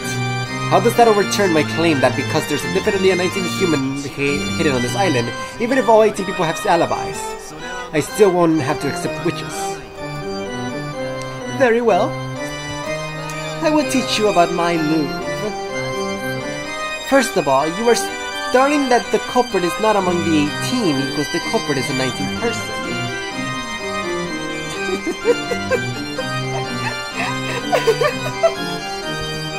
So, if you use the contrapositive, it ends up like this. In short, the culprit is not a 19th person equals the culprit is one of the 18! Huh? What do you mean? Only that I've countered your move, and let's try and keep things simple. Ronobe, explain. It seems you made things easy enough for Butler to understand with your little cookie in a box analogy. Then forgive my presumption. Allow me to explain my earlier example once more. Allow me to repeat my earlier story about two treasure boxes, one of which has a cookie in it. In this situation, you have an 18-person box and a 19-person box, so the cookie represents the culprit. But Sama, let's say you open an 18-person box. Because the cookie is not there, you have paradoxically proven that therefore the cookie is in the 19-person box. Then let us make an even more paradoxical claim. In other words, if it was the first shown that the 19-person box was empty, it would prove at the same time that the cookie is an 18-person box. Butler-sama played this move in order to avoid having to doubt any of the 18. But it's now been used to prepare an 18-person attack. Huh? What the hell?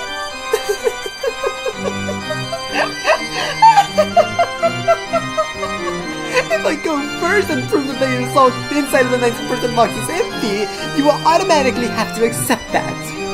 Okay, I was scared, so I understood, but I was like, okay, who cares? You still need to prove that the 19-person didn't do it. So where are you getting with this? But I was getting scared that what she's about to do is use red text to say that a 19-person didn't do it, and I think that's where this is heading. You automatically have to accept that the cookies is in the 18-person box. All I've done is say it in the other way around, yes? So, the move I was so confident in was actually a double-edged sword. That's right! As soon as you played that move and attempted to explain everything with a 19-person, you've already taken on a risk that you might be forced to accept that the culprit was one of the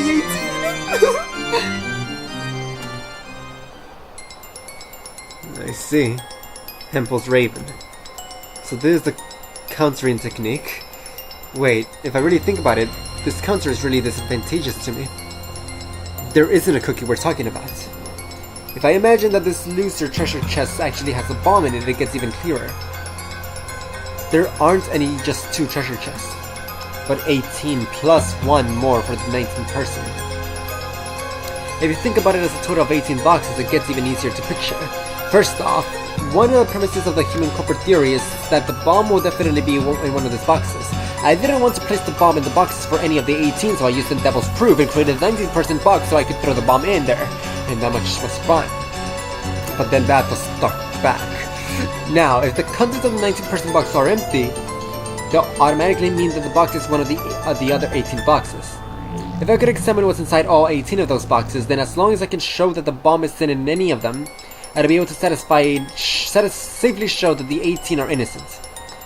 If that were possible, I'd have nothing to fear. However, in reality, they'll be almost absolutely impossible.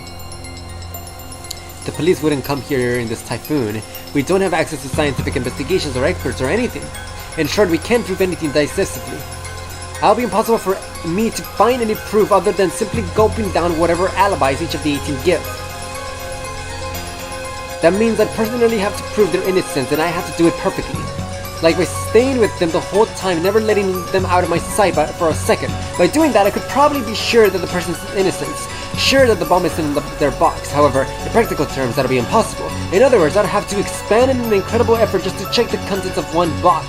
And there are 18 of them. In other words, unless I bound all 18 of them in a chains and watch over them, it'll be impossible to prove that all of them have empty boxes. However, Beato only has to open one box, the 19% box, and show that it's empty to prove that the bomb's in one of the other 18 boxes. Furthermore, there's no need for her to show which of the 18 boxes is the bomb. I've got 18 times more work to do to explain my pet theory that Beatrice does for hers.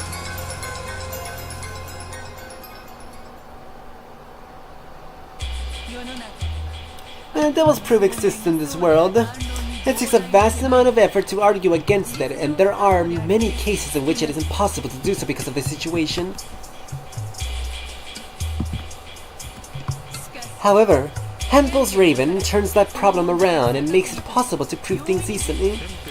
By using Hempel's Raven, various reckless arguments become possible to prove true or false. For example, let us say I make the proposition all humans except me equals foolish. Normally, I would have to examine all of humanity except myself and show that they are all foolish. However, in reality, it would be impossible to investigate billions of people. It's just the same sort of effort you'd need to open all 18 boxes. However, by using Hempel's Raven, the contrapositive of that proposition would change into this. If you, to use your phrase, spin the chessboard around on the claim that all humans except me equals foolish, you would have to do nothing more than prove that not foolish equals me. And what do you think that means? As soon as I know the fact that I am wise, I will be able to show in an instant that every one of the billions of people in the human race is foolish. In less than a second, I could finish proving that the entire human race is more foolish than me. It truthfully is the strongest and fastest QED in the world. This Hempel's Raven. What a ridiculous argument! It is very, very convenient move. Not only demons, but gods also use it. When they propose that the servant equals the servants of a god, the contrapositive is a human is not a servant of the god, that he must not be blessed.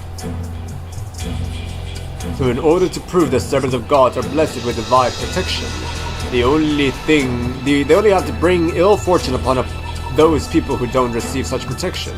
So by bringing upon misfortune upon those who don't believe in them, they prove their blessedness. An enormous cost is required to give humans happiness. However, it takes a lot less to bring humans misfortune. So by using Hempel's Raven, gods are actually giving believers the joy of divine protection for cheap. You demon.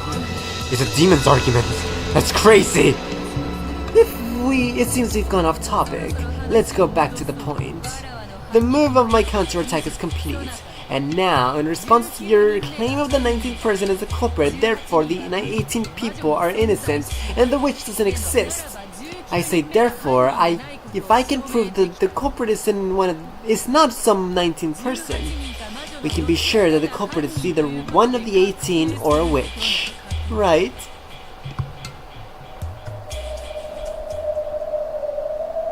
For a while I just stood there, shook, completely forgetting to close my mouth. Just when I thought I couldn't counter one of the strong points, their counterattack had been this reckless argument that I couldn't possibly have anticipated. Guess it's gonna be impossible after all. To continue denying the witch on an island with no more than 18 people, and still believe in the innocence of those 18 people. Is that just a delusion? Am I just trying to escape reality?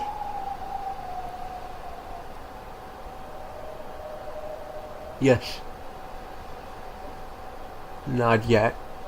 Don't give up this desperate struggle yet.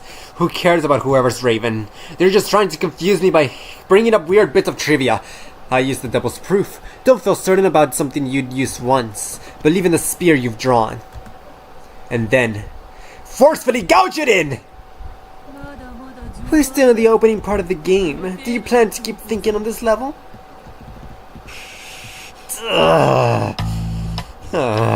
Wait a sec. I want to be sure. I'll admit I talked about a 19th person to keep it simple, but if we're going to use the devil's proof to raise the number of people above 18...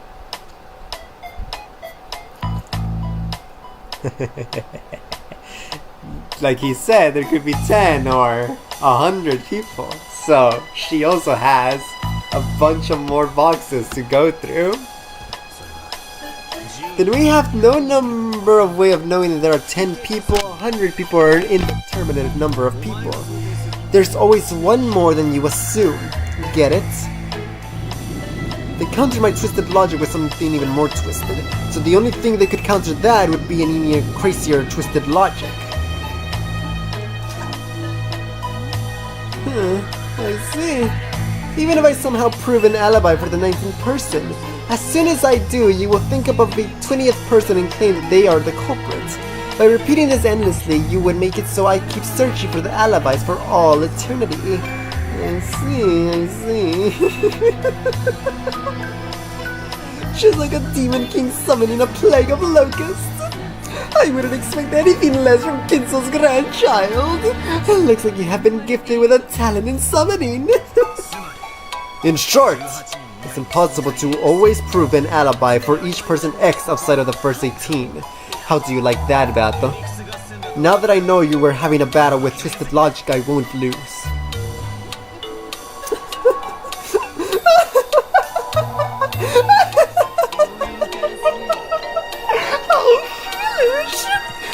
Who do you think I am? I am the Endless Witch! The thought that you could challenge me endlessly is just absurd! Endless control means that I am able to kill endlessly. When your 90th person folds, you will summon a 20th. And when your 20th folds, you will summon a 20th first. And when your 21st person folds and your 22nd person folds, you will summon a 23rd, a 24th, a 1, 10, 100, 20,000, 100,000, 1 million, 10 million, 100 million, 1 billion, 10 billion, 100 billion. I don't know what comes up after a billion. Is trillion? 1 trillion, 10 trillion, 100 trillion. What comes after a trillion?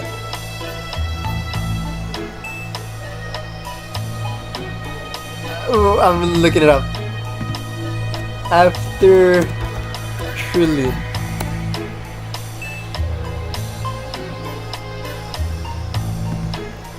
Quadrillion.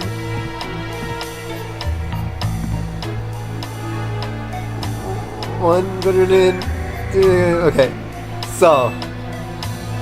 I'm not doing this.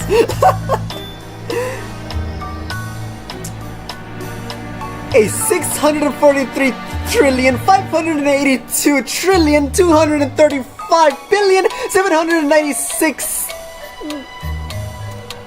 billion 732 million And fourth person! Did you think you'd have me at your mercy for all eternity? I laugh at infinite regress. The infinite doesn't work against me. Well then, how will you kill my endless? Just try and show me.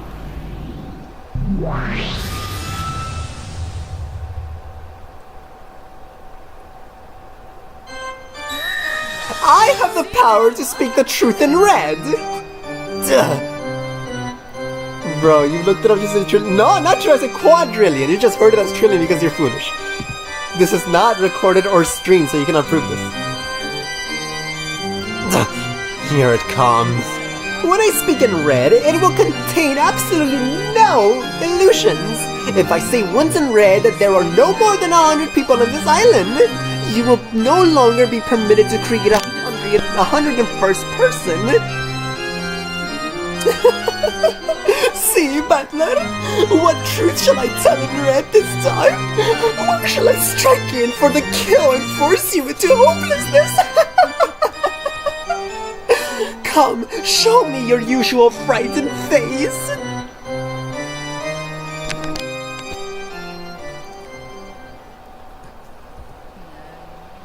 What?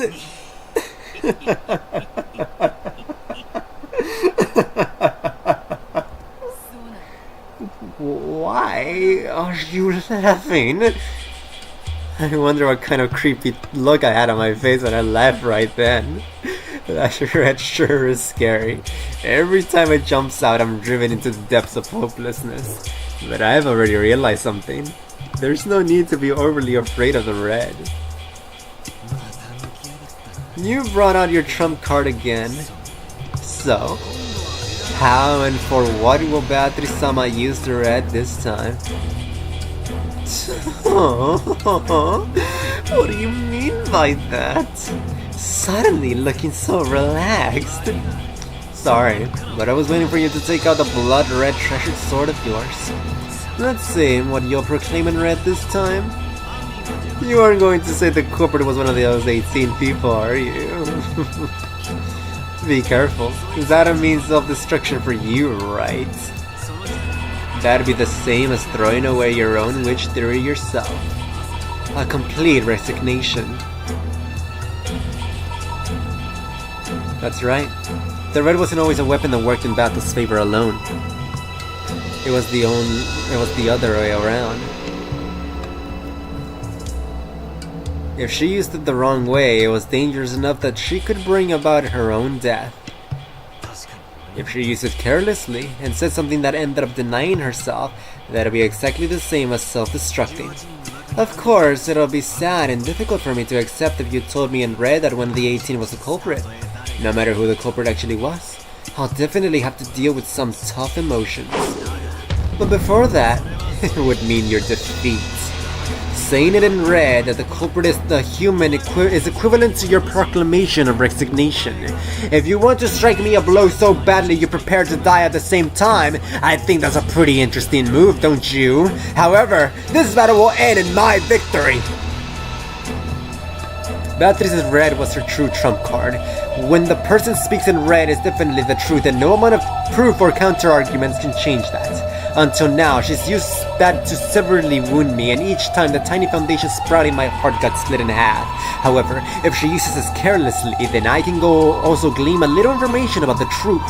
In the last game, I used that to my advantage, especially during the chapel's closed room trick, and almost completely got her boxed in on one point. But she was pretty sly herself. She learned from the experience, and since then she started using discretion in the timing of her red. This feeling of tension was almost literally like a battle with real swords. It is a real high-level intellectual battle. No, not an intellectual battle. This really is twisted logic. This was the world's craziest and world's worst battle of twisted logic. Okay, now it's time to hear your plan. That's right. To use your Hempel's Raven, first you have to confirm in red how many humans there are other than the 18. After that, if you proclaim in red that none of the 8 people in this group are the culprits. That's right, that might be a fatal wound to me. I'm surprised that you No longer have even an atom of fear for the red which once terrified you so much. You're quite resilient. Try taking it out. That treasured sword, that trump card of yours. This time you might be able to make me surrender with a single stroke, right?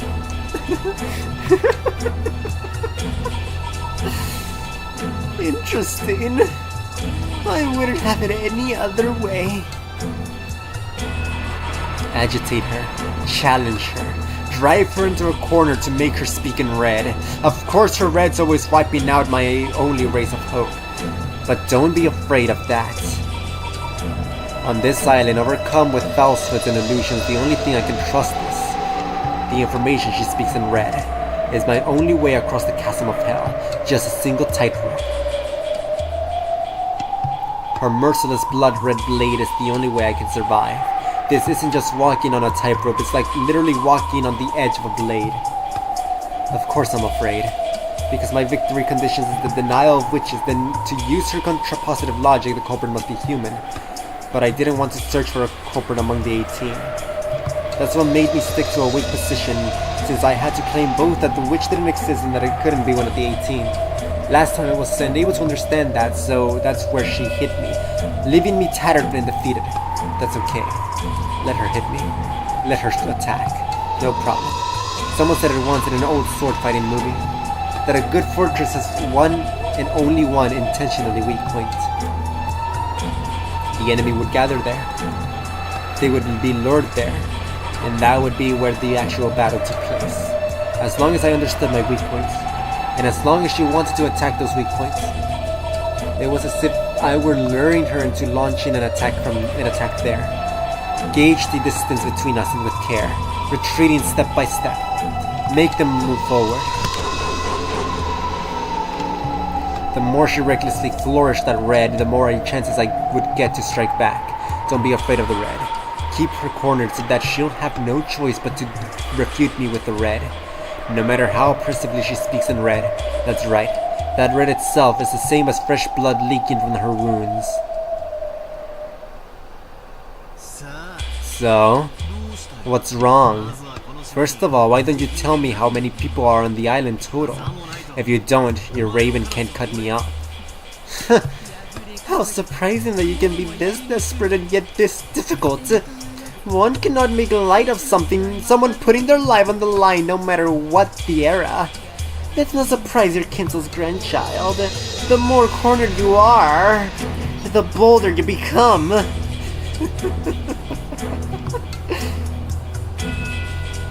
Ronove cleaned his throat. It appears to be a stalemate. The Black Sea worked so hard to make us getting cold, my lady. Ronove, who was supposed to be her ally, ruggishly rushed into her, making her next move. Rushed her into making her next move. Beto probably probably thought she managed to smile back and appear confident, but she couldn't hide the sweat building up on her forehead.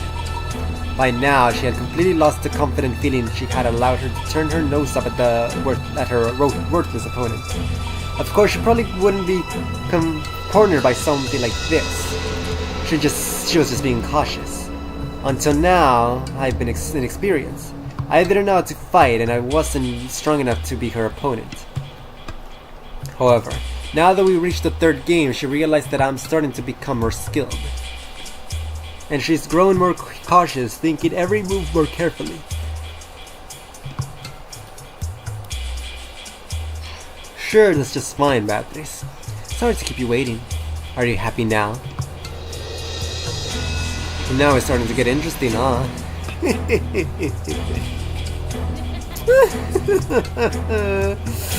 Butler! Here we go.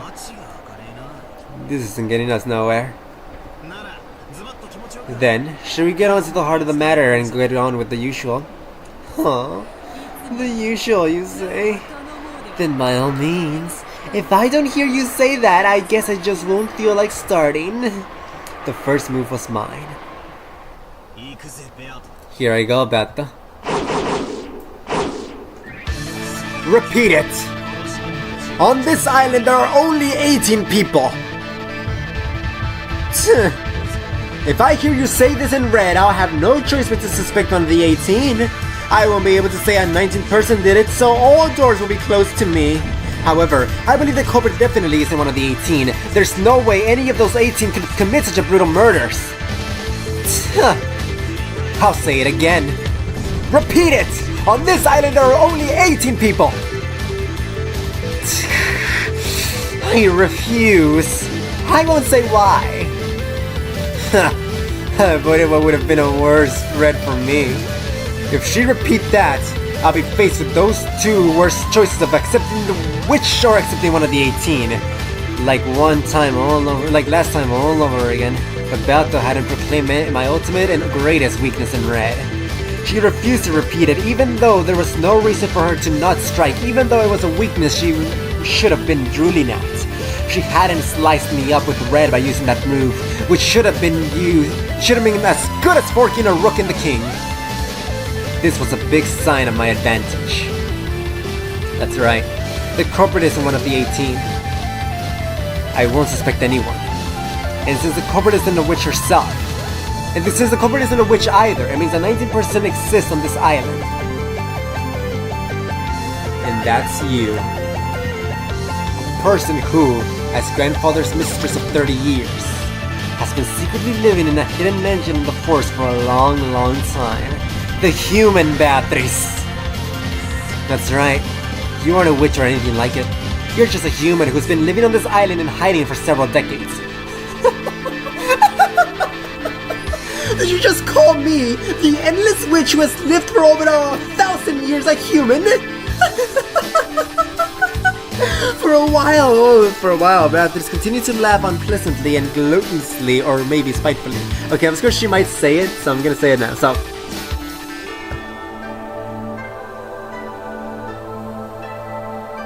it's very complicated because she can't say that it's one of the 18. No. She can't say that only the 18 people are in the island, because the truth is that the real Beatrice, the daughter, is also on the island currently. But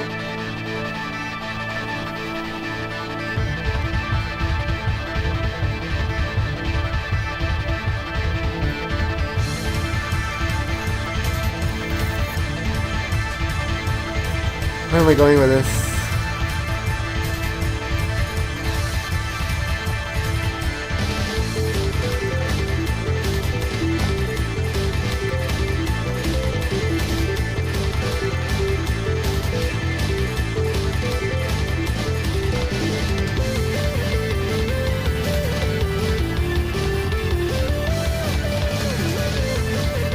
This song is so good.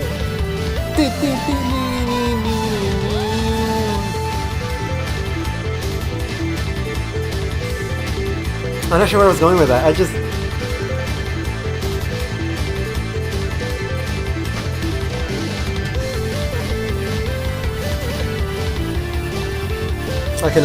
I'm looking at it from her perspective. Saying that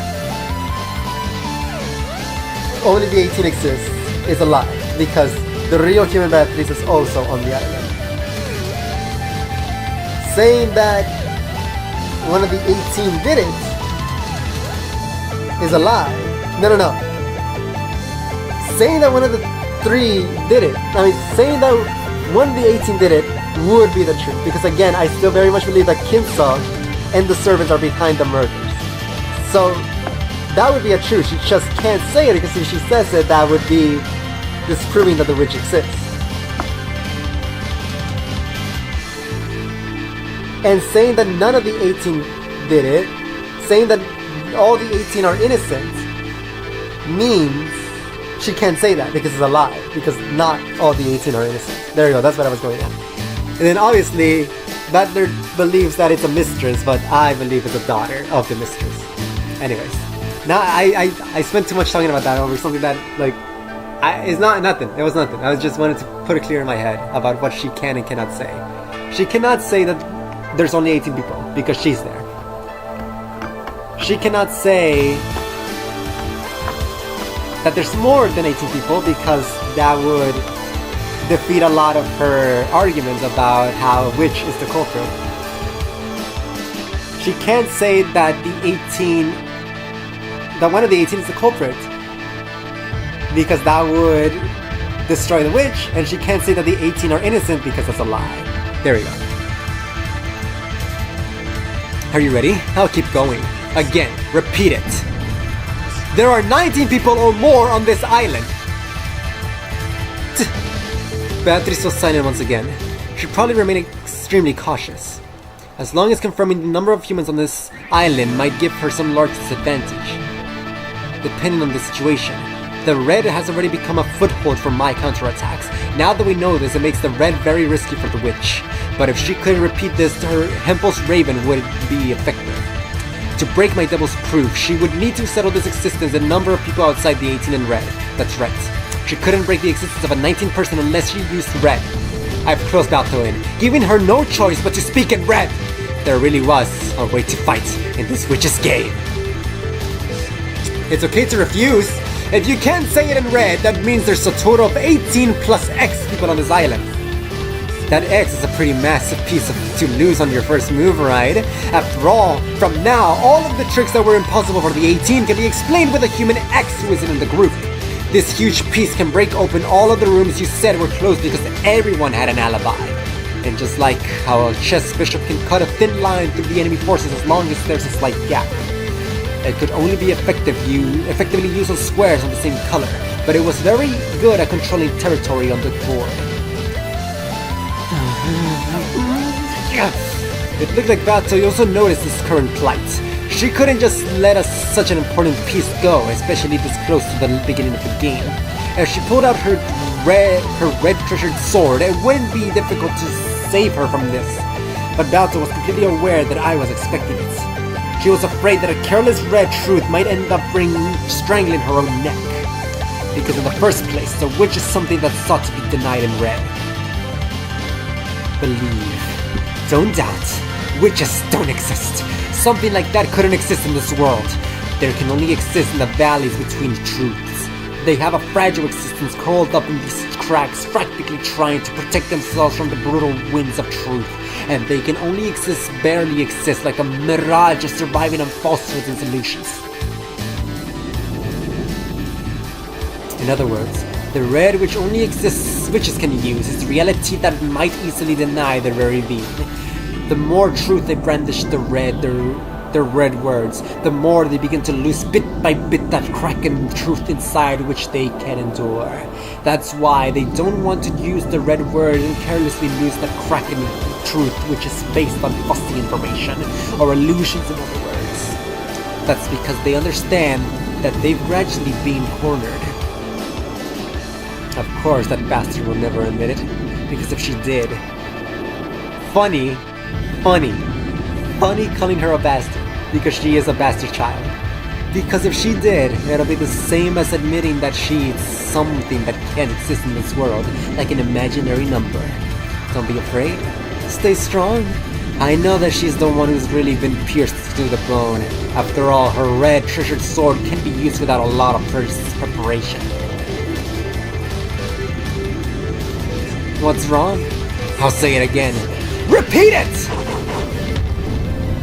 There are at least 90 people on this island!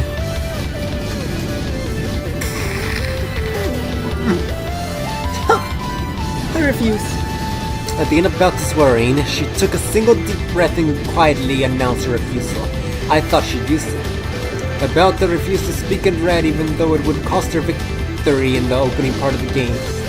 He refused. Which means from now on, I can create as many fictional characters X's outside of the 18 as I want. Do as you wish. I refuse to repeat what you have told me. Isn't that enough for now? The reason for my refusal is... No, I won't tell you yet. Anyway, you know soon enough.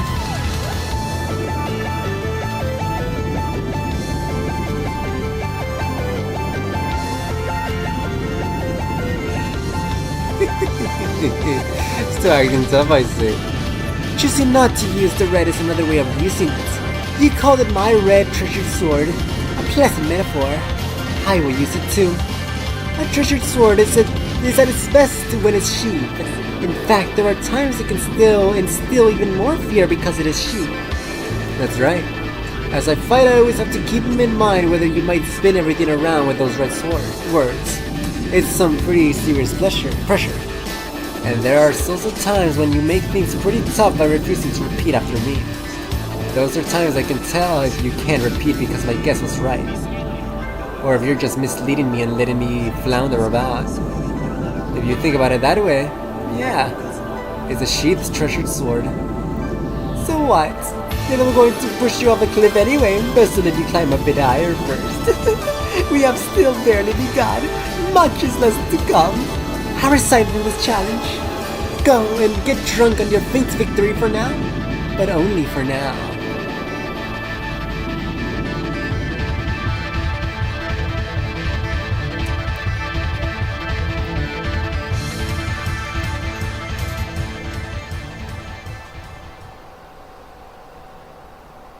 Awesome. I'll give more thoughts when the actual scene finishes. Practically speaking, the early part of the game ended with her being the sore loser. Even so, I couldn't relax my guard at all. The tension didn't fade one bit until I was greeted by the sound of Ronove's applause. Spectacular, Butler-sama. Perhaps you have started the game with an advantageous development. Who knows? I still don't know whether I've taken a piece by my move or whether she guided me into taking it. After all, knowing you probably know I'm being led into a trap, and that clapping is just you mocking me openly, right? How could you think that? I am innocently celebrating your ability, which has enabled you to take one shot at my lady, even though it is only the first round. In any event, my lady is a person who is quick to become arrogant. I believe that your encouragement such as this can be good medicine every once in a while. This bad butler of yours sure is a vicious tongue. He does, doesn't he? Sometimes he ticks me off as well.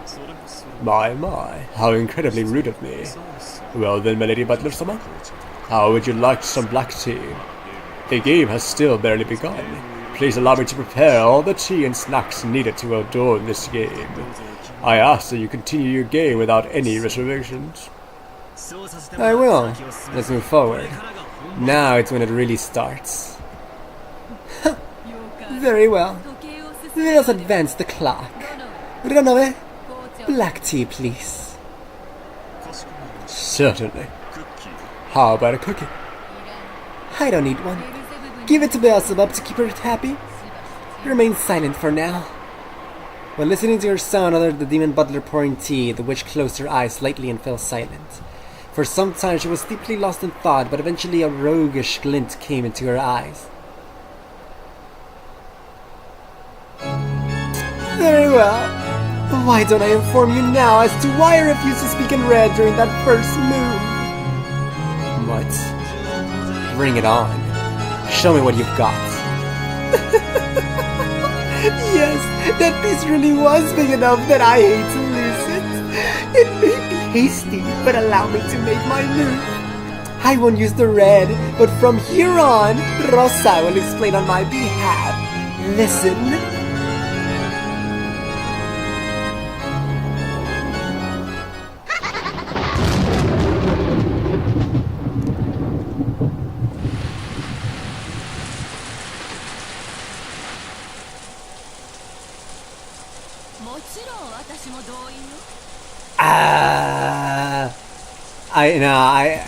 Okay.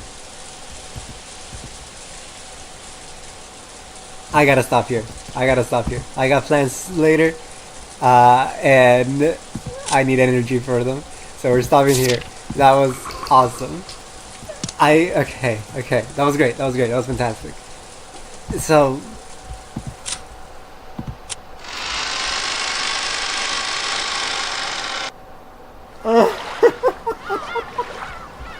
I'm sorry, Jules. I'm sorry. No. I'm sorry, Jules. I'll try. No, I'm sorry. I can't even say goodbye anymore. I feel terrible. I feel horrendous. I apologize to the Umi fillers. I apologize, Jules.